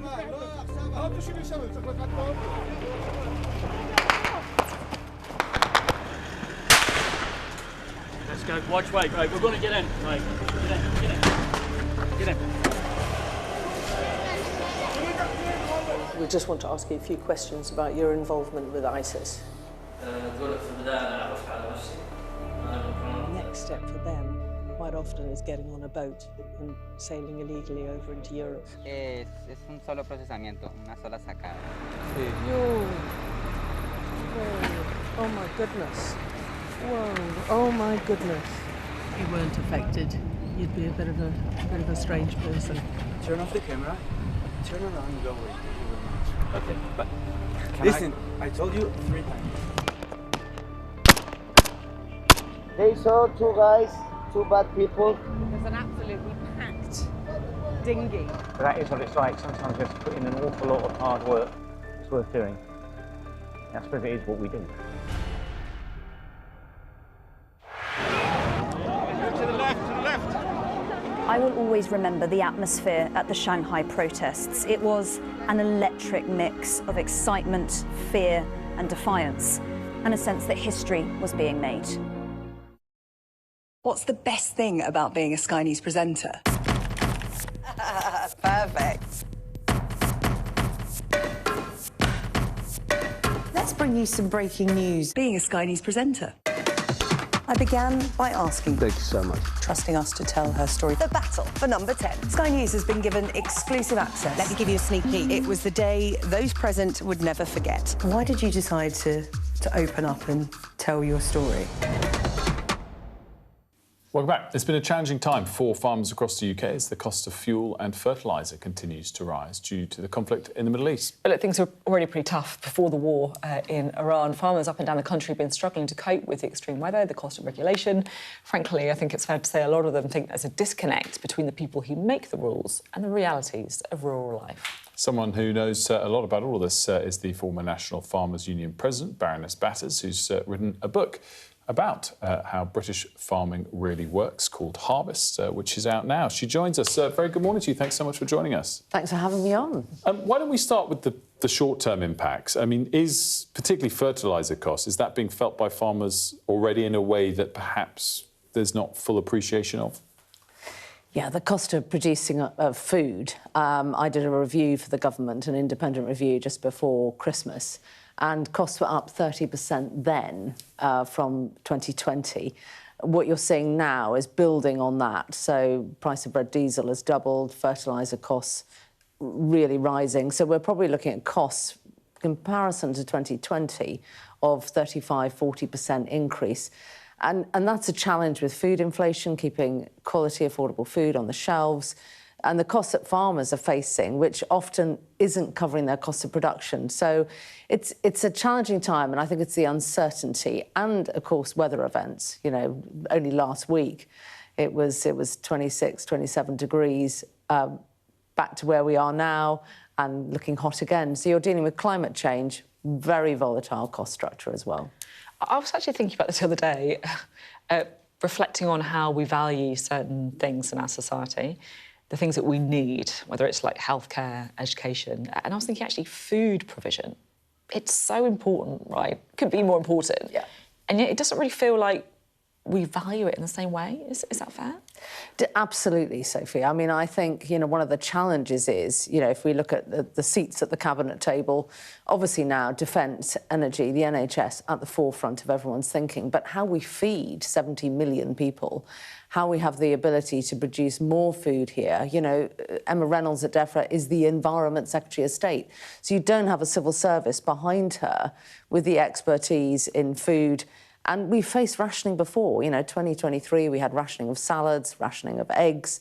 It's really important that I feel, having led those farmers for so many years, that we are producing more food here, that we really prioritise a local distribution food network to support the national one. Because when things go short, people do then tend to panic buy, and that's what creates the problems, which we saw play out in COVID. What portion of our food do we produce here, and what could we realistically produce with, a 5-year time horizon if we took some steps that you would recommend? Well, in broad terms, we're about 60% self-sufficient, but that in some areas is going down. We can't be importing liquid milk and other things. I think vegetables, fruits, salads, the ability now, actually, with sustainable heating solutions, with hot water from inner cities, we could be producing much more of our salad ingredients here in enclosed environments. So it's about having a plan and a strategy. And I would say, in the first instance, sitting at the cabinet table, you need to have a Secretary of State who is for food and environment. So you're doing both, because, farming is 70% of the land. It's actually a huge opportunity. Individual farms can be storing water, on-farm reservoirs, green energy. But I think all the time those farming businesses fall through the net. But without doubt, I think we should be producing more here, and we should be having the policies and incentives. This isn't necessarily about money. This is about the right policy framework and the incentives to work with farmers on producing more here. We have a great climate. We have too much rain, as many people will be aware of, and not enough, but we can store water. I just think farms offer such an opportunity. There's unrecognised potential, really. Sorry, go. I was just going to say we should store water. I mean, do we need more reservoirs for that? Without doubt, and permitted development rights, if they were... policy of mine. We'll feel strongly about this one. Yes. Yeah, we could absolutely be having on-farm reservoirs where we're storing water in the winter when we get a lot of rain. And the same with energy. You could have solar on all rooftops, you could have individual turbines. That is then providing affordable energy in local areas. So you're joining the dots, effectively, across the country. And farms offer us the ability to do that, which is very much what I write about in the manifesto part of the book. Can I ask about processed food? Because it feels like it's everywhere. Is it food? Should we be, going back to basics, vegetables, meat, eggs, whatever it is? Yeah, Sophie, I feel very strongly. I trained as a chef. That's what I've had a career in, alongside farming. And I feel we've lost our food culture. We've lost our identity. And we tend to weaponise it, talk about taxing people. Actually, what we want to get back to is children learning to cook in schools, getting out, experiencing nature, understanding about whole foods, cooking from scratch. That's about affordability, but that's also about really good nutrition. We know that highly processed foods are really damaging our health. And you look at countries like Finland, Japan, their education system is absolutely focused on the food that they are eating, focused on a really good diet and learning to cook. And I feel we've lost that, and we need to get back to it. Just finally wanted to ask, there was a story a few weeks ago that was quite quickly shot down, actually, by the government, but of potentially price controls in supermarkets. It was more targeted at the supermarkets. But what are farmers' views towards potential price controls down the chain, as it were, when it comes to foods? It seemed like a really sort of harebrained idea, I have to say, because, we have a monopoly power with the supermarkets, constant retail price war. What you've got to do is to be able to be incentivising these farmers to be producing what the nation needs. And then if you've got affordability and the production, lined up, so you're producing more, if necessary, intervening in the market, but capping prices. The danger is that just gets passed back to the farmer, that lowers their price. What they need is the confidence, help with planning, help with energy costs, so that if you're helping that cost of production element, then obviously that is going to help the end consumer. But I think you want to start at the primary production end rather than when it's on shelf. Baroness Minette Battus, thanks so much for joining us. Lovely to see you. Thank you. Her book Harvest is out now. Let's talk about a spy camera. You heard about the story. I have. So a spy camera was found concealed, reportedly, in a ceiling panel at a government building in Westminster. It's prompted security concerns, of course, as the building where it was found was used by officials approving China's new embassy in London. It wasn't in that building that we're showing now. That's the building that was approved for China's new embassy. It was in a corridor rather than, you know, a private meeting room. And it should be said as well, because obviously the headline is quite juicy. A corridor then is used for all sorts of things, which maybe makes it more worrying as opposed to less worrying. But I don't think it necessarily allows you to link it immediately to the Chinese embassy being approved. We don't know who it's from, right? There's no suggestion necessarily or proof that it was like China or Russia or anyone. But this is the iPaper, and sources have told them that inquiries have been launched to try and find out who placed it there, how long it had been there, what footage or recordings it obtained. I mean, it's pretty stark, I have to say. Yeah, certainly is. Certainly is. That reporting from the iPaper earlier today. Lots more still to come here on Mornings. Of course, we're building up to Kemi Badenoch's speech. That's at 10:30, where she'll be talking about her views towards the Equalities Act, and we'll have all of the latest news as well on the other side of this short break, including the very latest on the Middle East. We'll see you in just a few moments. Thanks for being with us, and see you in a moment.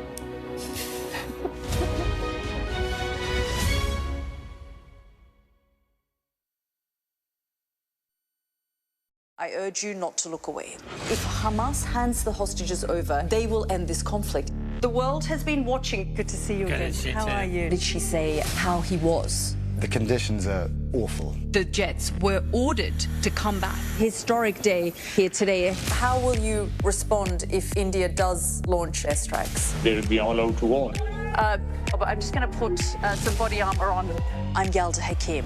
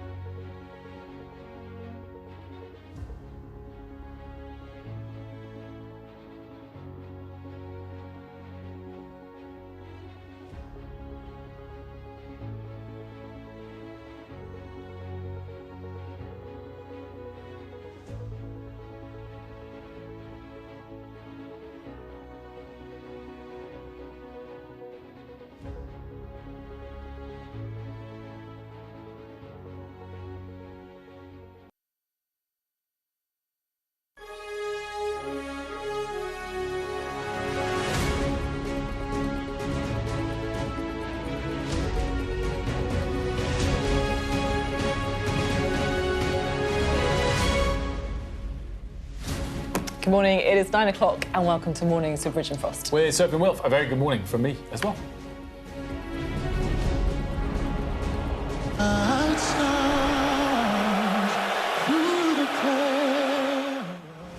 Donald Trump says he could sign a deal with Iran within a few days after a frosty reception at a basketball game in New York.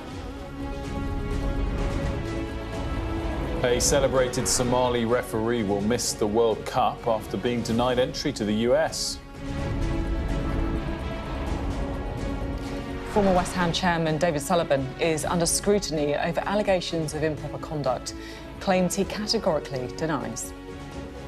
Also today, doubts over England cricket captain Ben Stokes' future this morning after an incident in a nightclub. And the race for dominance in drone warfare and why the UK is trying to catch up.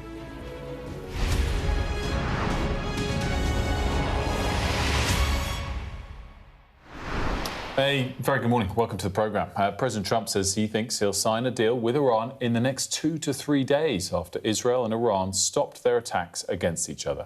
So over the weekend, the two countries fired missiles at each other for the first time since a ceasefire was agreed 2 months ago. Here's what President Trump had to say earlier this morning. They were going back and forth, and now they both agreed through me to stop. And we're in the final throes of what will be a very, very good deal that will not allow in any way, shape, or form nuclear weapons, etc. And the Strait will open up right away. It'll open up immediately upon signing, which could be in 2 or 3 days. President Trump was speaking there after the big Knicks playoff game in the NBA in New York. Our US correspondent James Matthews spoke to President Trump just before it. It was a brief phone call with the president, but a significant snapshot, I think, of his state of mind. I asked him about the next move of the Israeli Prime Minister Benjamin Netanyahu. My question, he only had time for the one, was if Netanyahu goes back to war with Iran, will you be with him? The US president replied, I don't think it'll happen. It's all working out very well. Iran is doing what they have to do. I don't think that's going to happen okay. His confidence, I think, contradicts increasing doubts about Donald Trump's place in the power dynamic within that US-Israeli relationship. Evidence that it's not all he'd have us believe was laced through the events of a weekend in which he told Netanyahu not to launch an attack on Iranian interests, and he went ahead anyway. Trump didn't expand on our phone call, didn't say what "it's all working out very well" meant, but he did put his authority on the line, rather. Even before the weekend, the Israeli Prime Minister had form for ignoring Washington's wishes in pursuit of his own self-interest. What price, I wonder, Donald Trump's stature if he is defied once more? And then there's Trump's line on Iran, that it's doing what they have to do. Is the reassurance of a president who appears to have misread Tehran throughout this conflict any kind of reassurance at all? It is a bold statement, and it has the air of crisis, what crisis? Carries to a confidence that might appear misplaced given the 100-day history of this war. Well, let's bring in Sally Lockwood, who's in Dubai for us. Sally, can you just bring us the latest on this American helicopter that I think has been downed in the region? What do we know? Yeah, Sophie, this report first emerged in the New York Times. They cited 2 officials who were familiar and had been briefed on the incident, that a US Apache helicopter went down in the Strait of Hormuz on Monday. Now, US Central Command and the White House haven't initially responded to requests for more information, including exactly what caused this, whether it was shot down or whether it was a technical failure. We still don't know what happened, but Donald Trump himself has now confirmed that this Apache did indeed go down, but that both pilots were rescued safely. There were no injuries. Now, Apaches are extremely capable attack helicopters, and they've played a really critical role in this war so far. They patrol the Strait of Hormuz, and they've helped protect ships who've tried to pass the Strait of Hormuz safely, escorting them out of the Gulf. They've also been really critical in shooting down drones. We see them often in the skies over the UAE.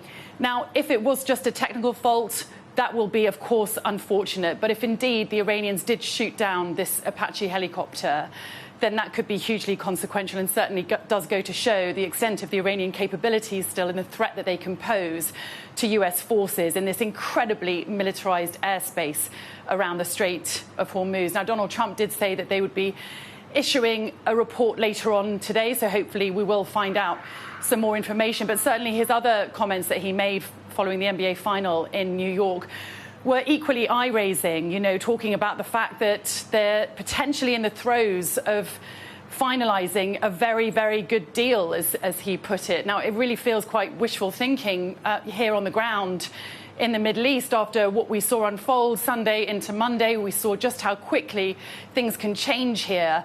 A very fast, rapid escalation of events that Donald Trump did manage to pull both sides back, seemingly, from attacking each other. Iran initially said that they were going to continue these strikes on Israel for a week or so. That has now stopped. But the Iranian armed forces came out with a very strong warning yesterday and said, you know, if attacks continue on Lebanon, including the south of the country, then essentially all bets are off. And what we've seen overnight is military operations continue in the south of Lebanon. And the Israeli military have issued an evacuation order for the southern city of Tyre this morning, including the Christian quarter, which until now has been exempt from evacuation orders. It's been viewed as separate from Hezbollah's Shia strongholds. And it's also been home to a lot of families who've been displaced and have gone there for refuge. It seems now that the Israelis are not viewing any distinction between the Christian quarter and the rest of the city, which is now under an evacuation order. And Israeli military operations are currently underway in that southern city of Tyre. So we'll just have to wait and see how Iran responds. But certainly with Lebanon now so closely tied to any US-Iranian diplomatic efforts, it's really hard to see how Donald Trump is so optimistic right now about getting a deal over the line. Sally, thank you very much indeed. Sally Lockwood there.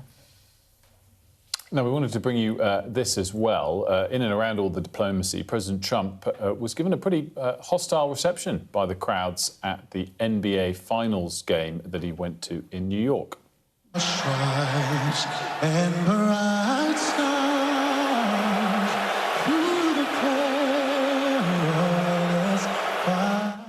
Well, as you can hear, he was booed when he was shown on the video screens during the national anthem before the game began. Which led us to have a little bit of a chat last hour. I expressed, first and foremost, so I think booing is so frustrating at any point, a very unconstructive way to affect change. But also the fact that I love how in this country, whatever you think about the monarchy or not, that head of state and head of government is separate. So we don't usually protest our politicians or the political issues by booing our national anthem, which allows the national anthem to stay separate and be supported more widely and proudly, which I'm a big fan of. It's lit up the inbox, I should say, mornings at sky.uk. Some strong feelings about the national anthem. I know. Some people love it. Quite a lot of people don't like it, particularly people, I have to say, from Scotland don't seem to like it at all as well, perhaps for understandable reasons. Other national anthems, special shout-outs to the Italian one. A few people have said that the Italian one is the best one, including our director, Dave Gilman. But I wanted to read this one from Oscar from Uganda, who said, I learnt to play your national anthem as a 4-year-old kid on the recorder. I've always thought it to be a lovely tune musically. There you go. Well, there we go. It's very sweet. It's very interesting, isn't it? Seeing all these different views. Obviously, people also raising the question: should it be about king? Should it be, including the word God? You know, a bit of religion creeping in that sense. But certainly, a lot of views. Gosh, there's too many to read out. There's too many to read out. But we have read them all. Very, very interesting. Mornings at sky.uk. Now, staying with sport, a top Somalian referee has been dropped from the list of World Cup officials after he was denied entry to the US. This isn't just any referee. Omar Artan is the 2025 African Football Referee of the Year, and he's been barred from entering as he landed in Miami. US authorities haven't revealed why he was stopped, but Somalia is among several countries affected by a travel ban under the Trump administration. Our sports correspondent Rob Harris has more.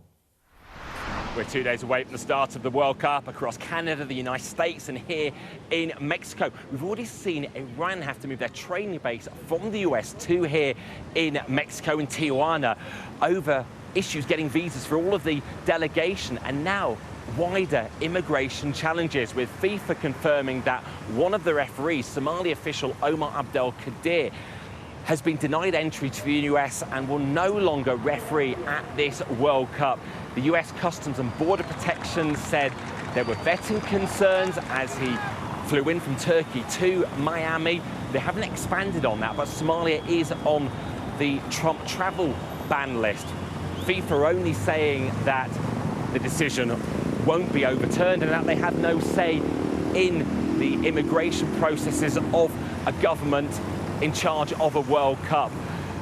Now, it was only last year that FIFA President Gianni Infantino said there were a lot of misconceptions out there and that everyone would be welcome at all three countries co-hosting this World Cup. That is clearly not the case. Many issues facing FIFA in the countdown to kick-off. The co-host Mexico beginning the tournament here on Thursday night against South Africa. Pretty controversial. Yeah, very controversial. And it appears he was given, based on reporting, a special visa, a diplomatic visa that would have superseded the travel ban, but then was stopped on arrival, potentially for a different reason we don't know. Yeah, more information perhaps needed to try and get to the bottom of what's happened there, certainly. Now, the future of England cricket captain Ben Stokes is in doubt this morning after an incident at a nightclub in the early hours of yesterday morning. The England and Wales Cricket Board says it's investigating what it calls a breach of team protocols involving Stokes and bowler Gus Atkinson. Barnaby has more for us. Pretty serious repercussions potentially for Ben Stokes, for Gus Atkinson and for England. So we know there was some kind of altercation at a nightclub in London in the early hours of Monday morning. We don't know exactly what happened. There are some reports that have come out and suggested there was a bit of a scuffle between these two players and between a Saracens rugby player who at the moment is unnamed. So we don't know who that is. Saracens have put out a statement themselves saying they're investigating this to try and uncover the full facts. And we also know that the police haven't been involved in this. We've got a statement here from the England and Wales Cricket Board, which I can read to you now. The ECB, they say, is currently investigating a breach of team protocols following the conclusion of the first men's test against New Zealand. Ben Stokes and Gus Atkinson were present at a nightclub in the early hours of Monday morning where an incident took place. We are currently seeking further information, and an announcement regarding the squad for the second test will be made in due course. And I think it's that final line which will be worrying cricket fans of Ben Stokes, because the squad for the second test against New Zealand, which starts on the 17th, hasn't been announced. And of course, this comes after several incidents involving the conduct of England cricket players off pitch over the past few months. So multiple media reports of long drinking sessions during the last Ashes tour. Harry Brook, England's vice-captain, he was involved in an incident up before a one-day international against New Zealand last year as well. So a question as to whether Ben Stokes will be the captain on the 17th of June and what will happen to Gus Atkinson too. Barnaby there for us. Now, the former chairman of West Ham, David Sullivan, is facing further scrutiny following a joint investigation by the BBC and The Times over allegations of improper conduct. A number of accusations have been made against him, all from women who were models seeking work at the Daily and Sunday Sport newspapers. Sullivan, who made his fortune from the pornography industry, says he categorically denies the claims. Our crime commentator, Martin Brunt, has more. The allegations against billionaire David Sullivan, his behaviour towards women, aren't new. He says he's known about them for decades, and he denies them. In recent years, even supporters of his own club, West Ham, have taunted him from the terraces. But now the accusations have reached a much wider audience, the BBC's Panorama and the Times newspaper. The claims centre on the tycoon's time as owner of the salacious sport newspapers and his personal recruitment of wannabe Page 3 models. Glamour model Sasha Wall said she auditioned for Mr Sullivan in her underwear in a bedroom at his palatial Essex home. Then he just turns around to me and goes, "Do you know who," and says particular a model's name, and I say, yeah. He went, well, she's one of my special friends. Would you like to be one of my special friends? And obviously there was no, like, I wasn't stupid. I knew exactly what this was going now.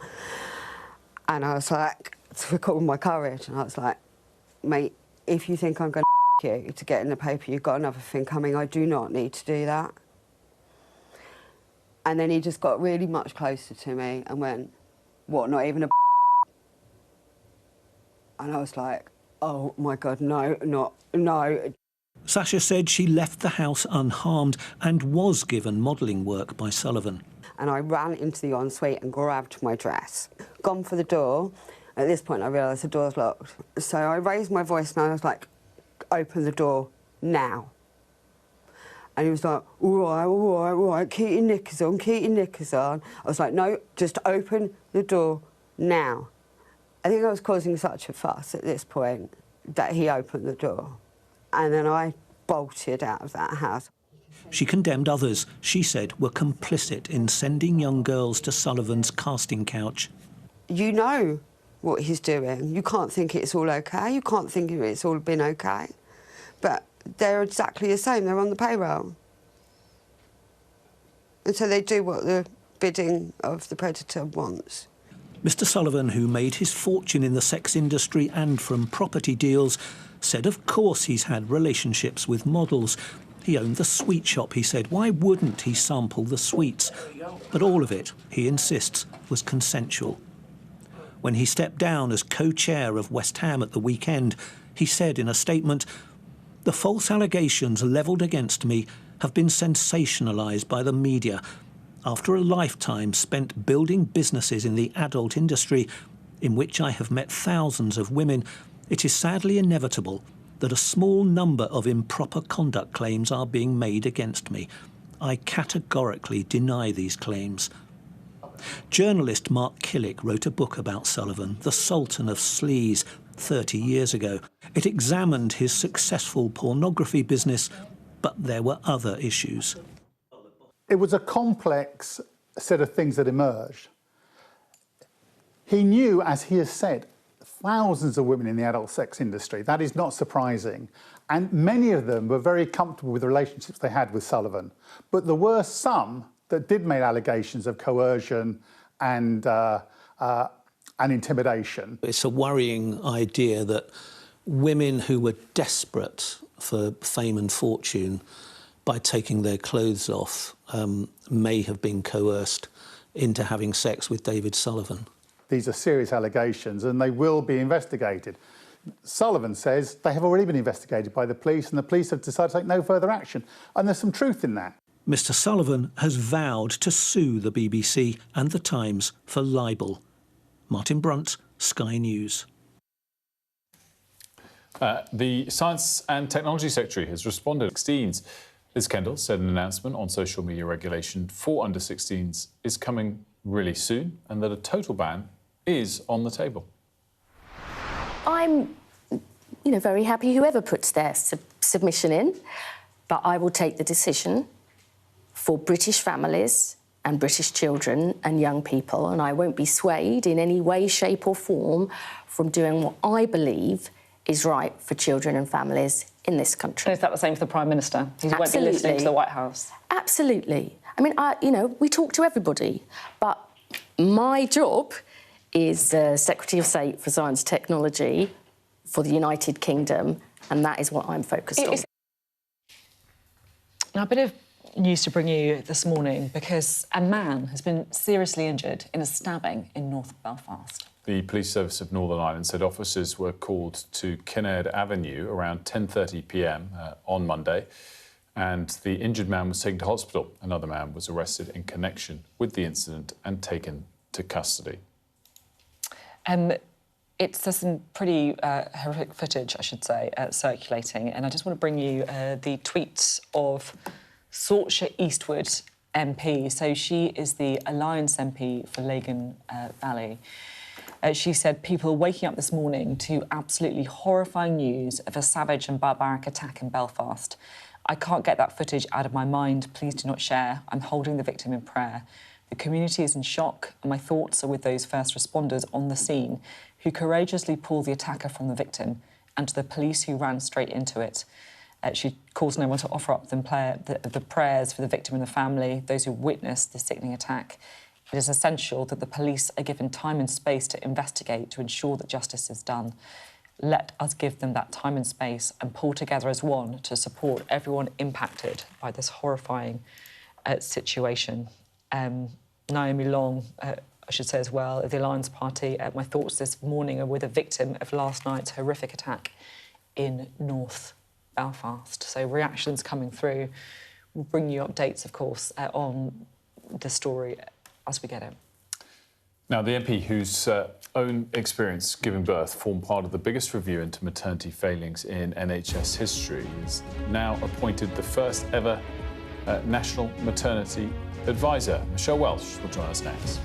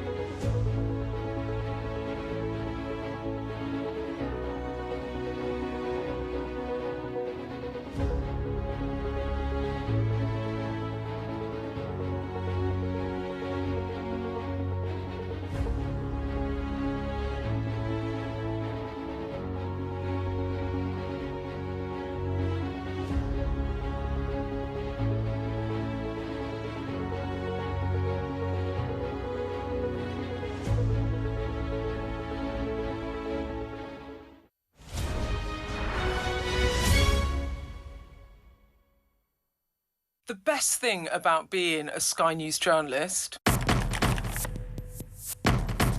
My darling. Beth Rigby, Sky News. ...is being a Sky News journalist. You said to people, I'm not coming back for more, but you have come back for more. Well, let's kick off and make a statement. What can our Prime Minister say to you to not impose tariffs? He's coming out! What more do you need? We're trying to see as much as we can. We're in an area that's just been reclaimed. Mr. Zuma, Sky News. People are directly protesting. The whole neighbourhood is rallied around her. It's been impenetrable to journalists over the last 2 years of war in Sudan. I've been waiting for this for 2 years. It doesn't feel like a big homecoming. It was never going to be pretty. War isn't pretty. Welcome back. It's now more dangerous to give birth in the UK today than it was 40 years ago. Serious injuries during childbirth are on the rise. An analysis by the Sky News data and forensics team shows spending on midwives is outstripped by spending on compensation payouts. Well, our next guest is an MP. She's also a mum whose experience formed part of the biggest review of maternity failings in NHS history. She's now been appointed the government's first maternity advisor. Michelle Welsh is with us now. Thank you for being with us. Big job, right? New job. Yes. Why is it needed? Well, it's absolutely needed because, as you know, we have a crisis within our maternity services. You know, what you've just said there. How can that be in this country, in this day and age, that we're even saying those things out loud? Why is childbirth not a priority, and that's why my role is very important. What exactly is your remit in the new role? So my remit within the role is to make sure that families' voices are heard within the department. I've been campaigning on this for over 6 years, so I've met over 1,000 families already. I've met lots of organisations. So it's about taking those real voices into the department to understand how real change can actually happen on the front line. What's going to be different? Because, with respect, we've kind of heard it all before. You know what I mean? Like, we've got changing health secretaries, we've had countless reviews, we've had hundreds of recommendations, and the stats just keep getting worse. So why is it going to be different this time? Well, this time it has to be different, and people may have heard that before, but absolutely, we now have a national task force. I am now in post, but we have to keep going. We have to look at things like the maternity commissioner. We have to put in place a continuity of care. But what I'm absolutely adamant about it, and there is an army of people out there now that are talking about this, that will not stay quiet, that the inquiries, the Nottingham inquiry and the Baroness Amos inquiry cannot be an inquiry that just stays on the shelf. We have to see action. And I actually personally believe the government has no choice with regard to this, because people are speaking up loudly about it. People are hearing the accounts of women, horrendous accounts. I know that you've had some on this show as well. Horrendous accounts.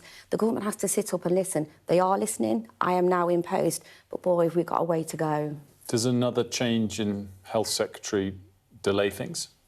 It doesn't delay things, but to say I was frustrated is an understatement. I think to change health secretaries just before two of the biggest inquiries about to be laid before Parliament is not helpful whatsoever. But what I do know is the Secretary of State has hit the ground running. I'm meeting with him all the time. He's met the National Task Force and led that meeting, and he's due to meet the Nottingham families very soon. So he's hit the ground running. I'm there advising him. But was it unhelpful? Yes, I think it was. Do you think West Streeting put self ahead of outcome of patients and mothers? I haven't had that conversation with West Streeting with regards to that. But what I would say, I came into Parliament, one, to support my constituency, but also to improve maternity care. I had an absolutely horrendous experience. But I walked out of the hospital with my son, and I felt lucky. But that is the word that haunts me, because maternity care should never be about luck. I feel lucky the fact that I get to see my son's first birthday.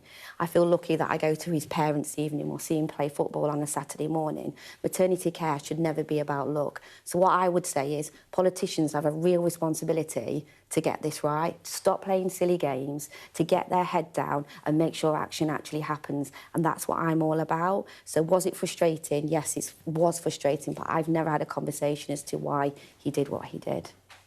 You mentioned there your own experience and the fact you felt lucky.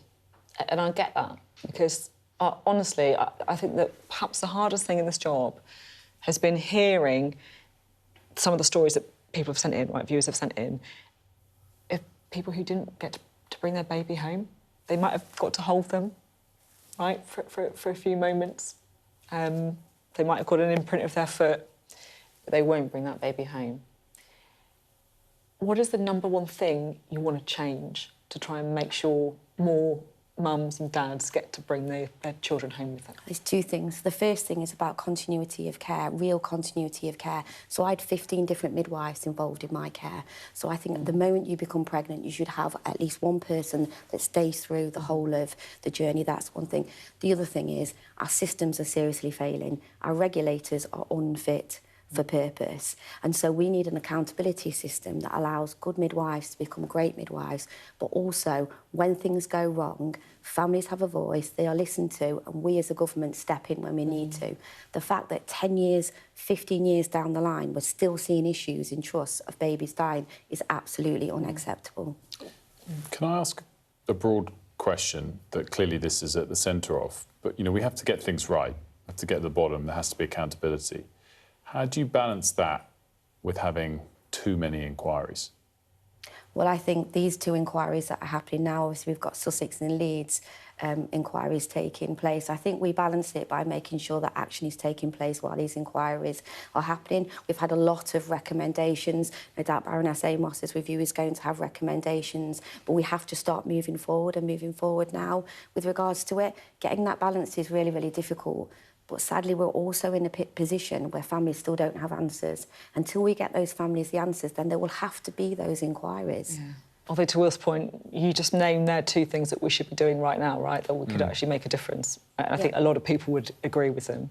I don't know, I'll obviously be led by you, but you've spoken a bit about your own experience, and this has obviously galvanised you to try and make change. What happened? So it's quite a long story, so I'll try and make it as quick as possible. I have what is called a concaved womb, a heart-shaped womb, so my son was always going to have a bit of difficulty in moving. He was what you call frank breech, so it was a very early decision that I was going to have a C-section. I could not have the birth any other way. It would have been dangerous to my life and my son's life. Fast forward, 26th of March, I started with contractions.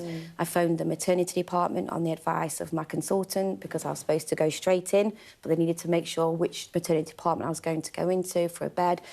And I was met with the rudest reply and said, you're a first-time mother, you don't know what you're talking about, they're not contractions, just lay down, they're probably Braxton Hicks. I accepted that. 3 phone calls later, they were still saying to me, I was begging the midwife, please can you check my file because I'm supposed to come in.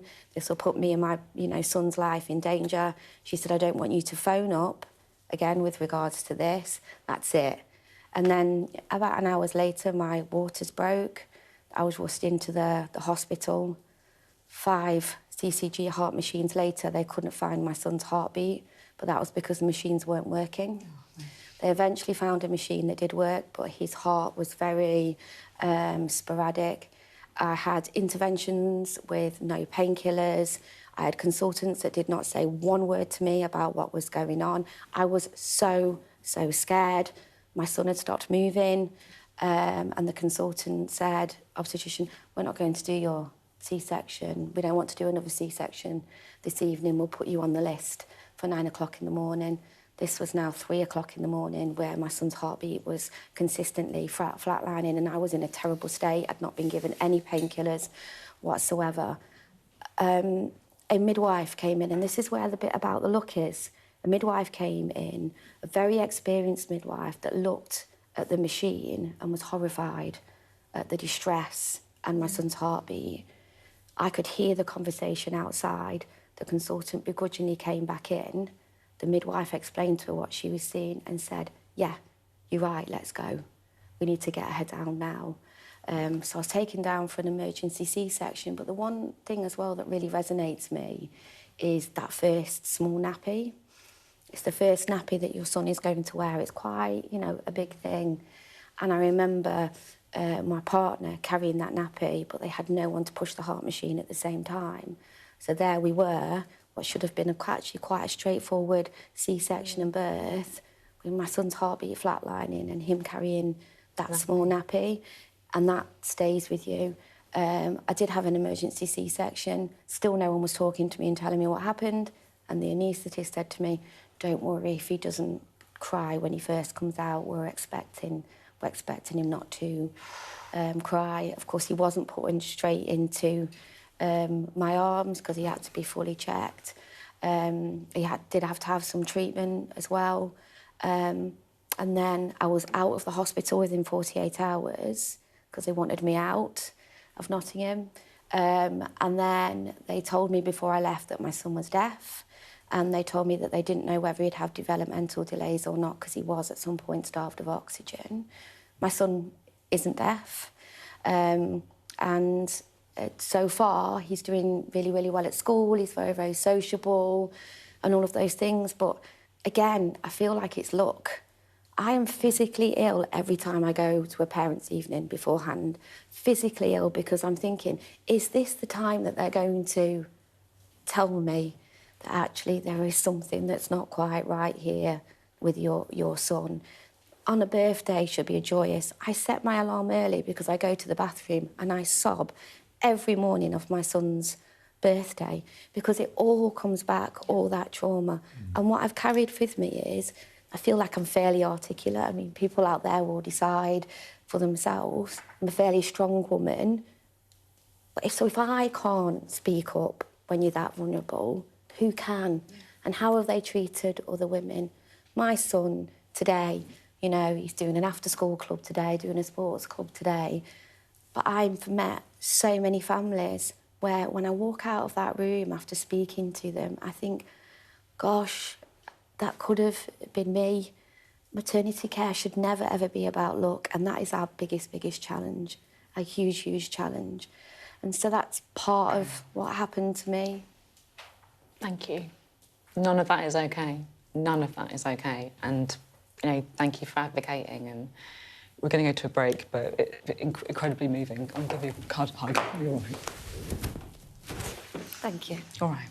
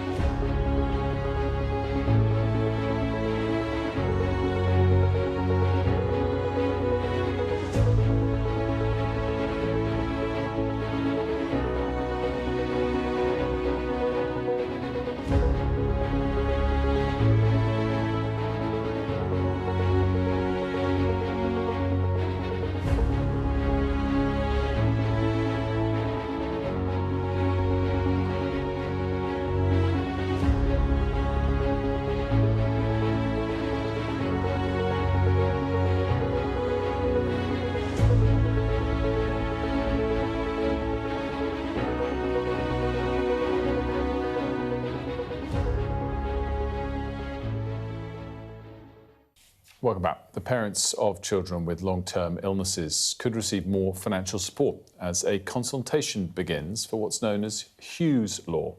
So it's named after Hugh Munai Davis, who died at the age of 6 in 2021 following a battle with cancer. And his parents led the petition in their son's name, which is designed to provide furlough-style payments for parents who are caring for their sick child in hospital for an extended period of time. Lots of parents in that situation at the minute have no choice but to quit work or reduce their hours. We're delighted to say that Hugh's dad, Kerry, joins us now. A very good morning to you. Thanks so much for joining us. Thank you. So this is a significant step you must be very excited about. Yeah, it's been a long time coming. We've campaigned for 3-4 years now since you passed away. And yeah, to see it named in the carers' leave consultation today is a bit overwhelming.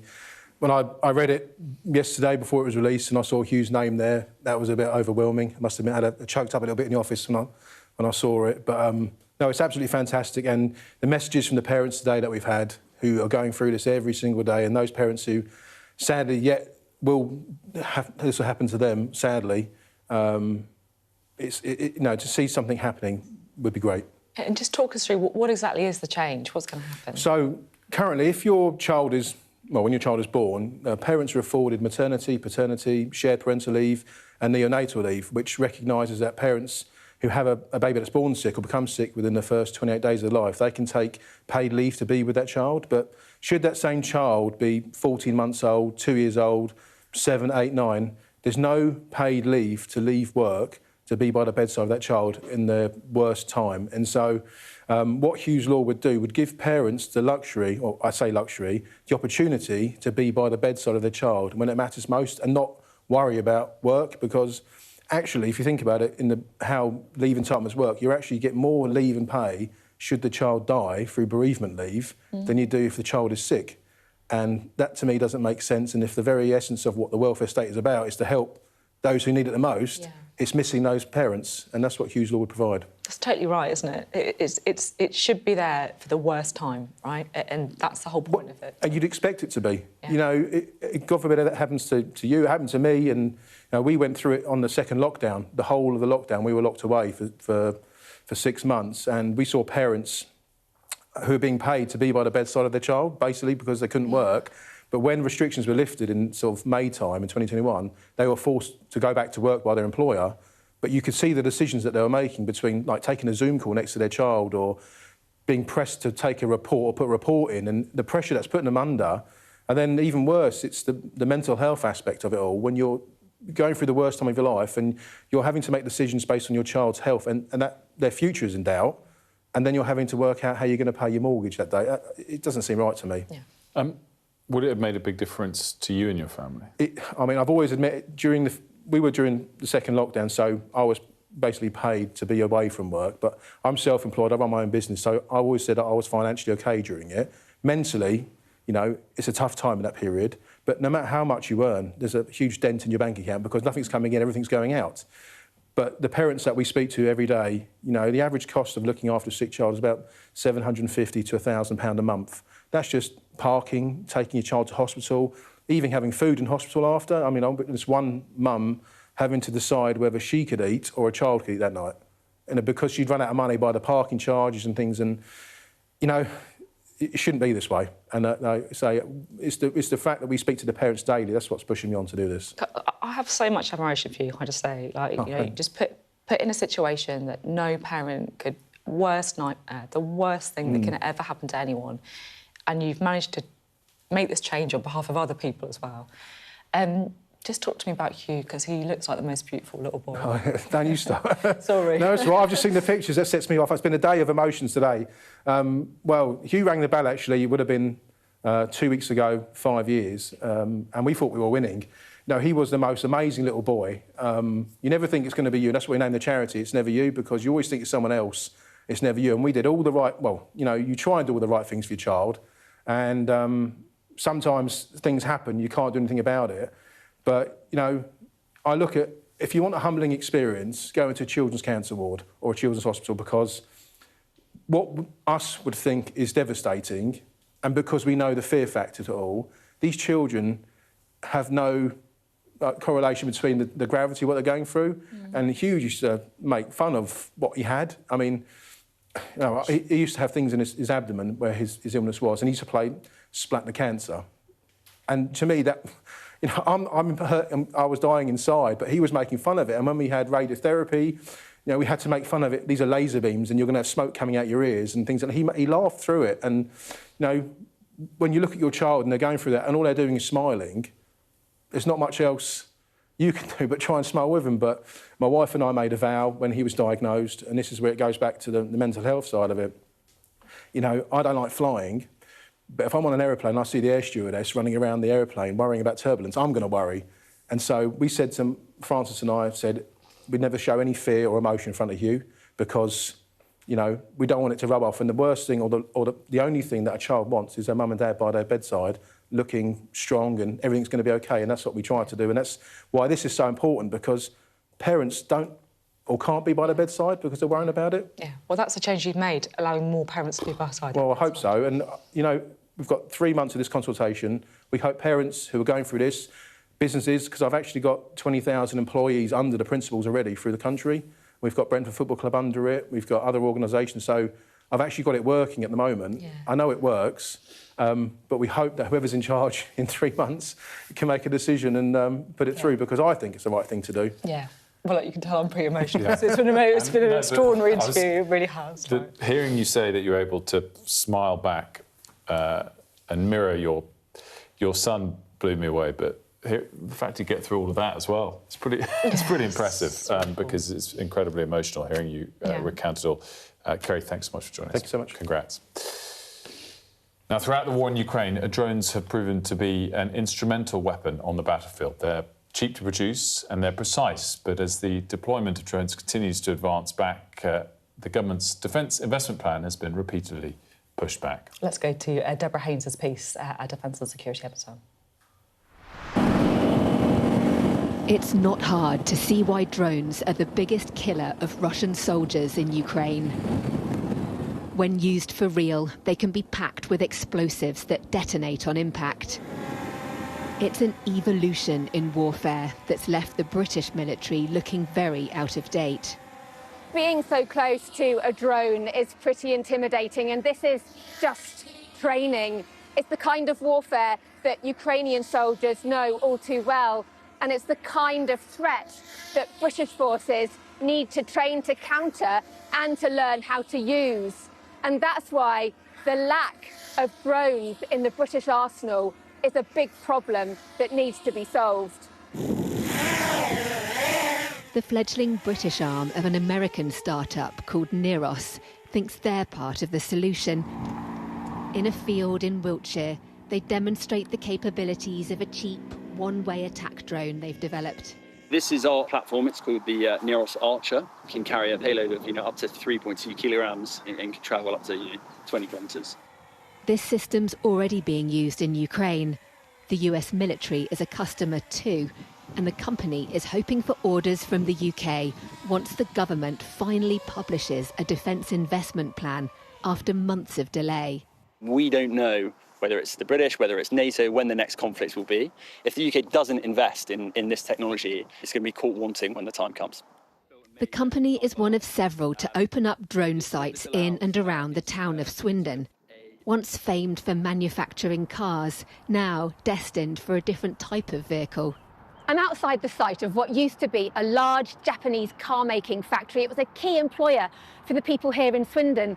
That Honda moved out a few years ago, and this place has been searching for a new use. Yes, there have been warehouses built, but I understand that this week the Ministry of Defence will announce that it's going to be taking over this site and turning it into a vast testing centre for drones. It's part of the local MP's vision to make Swindon the new hub for drone warfare. The planned centre will likely attract even more drone makers to the area. It's going to be the largest indoor drone testing facility in all of Europe, 4 times the size of the one in Latvia. It's going to be segmented off into multiple different parts so you can test different types of drones. That could include this long-range attack drone, which is being developed by a German company called Stark. It's opened a factory in Swindon in anticipation of new business once funding from the Ministry of Defence finally starts to flow. I have no doubt that the investment will come. I mean, the Prime Minister is committed to deliver the investment plan in and before the NATO summit in July. But the UK defence budget is still one of the largest in Europe, and I think we can all take confidence that the UK is going to remain a very large component to European deterrence. A Ministry of Defence spokesperson said, "We're investing at pace and scale, spending more than £4 billion on autonomous systems. This includes working with industry partners to develop the facilities and infrastructure needed to test, train and deliver these systems at speed." With multiple drone startups vying for what's set to be billions of pounds in new cash, the key for the UK military will be to identify who's credible and who's not, and then ramp up production capacity fast. Given the growing threats, it can't afford to get this procurement challenge wrong. Deborah Haynes, Sky News. More from Deborah and the defence team, of course, online. Now, women with type 1 diabetes should be offered an artificial pancreas device during pregnancies, according to the National Institute for Health and Care Excellence. The device makes it easier to monitor and manage critical blood sugar levels. We're joined now by Manisha Vadgama, a type 1 diabetic who used an artificial pancreas device throughout her pregnancy. Thanks so much for joining us on this. Talk us through this device that we're talking about here. This is absolutely incredible. I'm so grateful that I've got the opportunity to talk about it. There's two devices. So I wear a sensor on my arm, which you can see an impression over here, and I wear a pump, which is attached, well, we guess where it's attached. It's attached to my leg, actually, at the moment. They're very discreet, but what it basically does is they both talk to a device, which is a phone, essentially, and it creates a loop, hence the reason it's called a hybrid closed-loop system. By doing this, it adjusts my levels, it adjusts how much insulin I take, and especially during pregnancy, which nonetheless is difficult as it is, the system has really helped me have a successful pregnancy and a gorgeous baby boy. Well, congratulations on that, and delighted to hear it. Talk to us about how much of a problem having type 1 is, and I guess the advances that we're seeing in these technologies and treatments that can largely allow you to live a normal life. Absolutely. So I was diagnosed when I was 20 years old during university, and it was something that definitely was a shock to my whole family. And, you know, your sleep is affected, what you eat is affected, just everyday life is affected. It's 24 hours a day, 7 days a week, every single day of the year, and it just doesn't stop. It's relentless. It's a load on our shoulders. Essentially, it's up to us to keep ourselves going and fed and alive. But administering the actual insulin can be tricky. I'm a teacher, so doing, that in front of a classroom of students is tricky. But having these systems in place is really discreet. And essentially, I was quite hesitant at first, but now it is such a life changer. At one point, I didn't think I would have kids. I actually thought being a mum wasn't for me. And I do get quite emotional because having this system and having this system for women in my position who can start a family is so, so important. And I just want to scream it as much as I can for people just to go for it, because you can have a family and you can have what you've always wanted. Oh, it's such a lovely message. It really is. And, your kind of emotion kind of really comes out, I think, during the interview. What would you say to other women out there who might, I guess, have the same concerns that you did? Well, I would say the research that has been done by Breakthrough T1D, and obviously NICE have now taken that on board, and it is a regulation that is being rolled out, is fantastic. Yes, if you've never worn a sensor, if you've never worn a pump, it can be a bit strange. I was that person for many years. But when I saw my numbers and I saw the fact that my readings and my overall control was in range and everything was okay, the proof is there. And I would say, go for it. Have a conversation. Find what pump works for you. I use an Ipso pump and a Dexcom sensor. Find what fits best for your lifestyle. And this will be the reason why you're able to release that load, release that stress, especially during pregnancy, because, it was manic being pregnant and having type 1 diabetes. But this really did help me. And as I said, I had a really healthy baby boy. I was super healthy to the point where my readings were just absolutely on point. I was surprised myself, but it was down to the technology. So I am so grateful I was offered it. And I'm also happy that I decided just to talk about it on this platform. So I'm grateful for yourselves that I can do it. Manisha, thanks so much for joining us. It's really eye-opening, actually, these details, and we thank you for joining us. Thank you.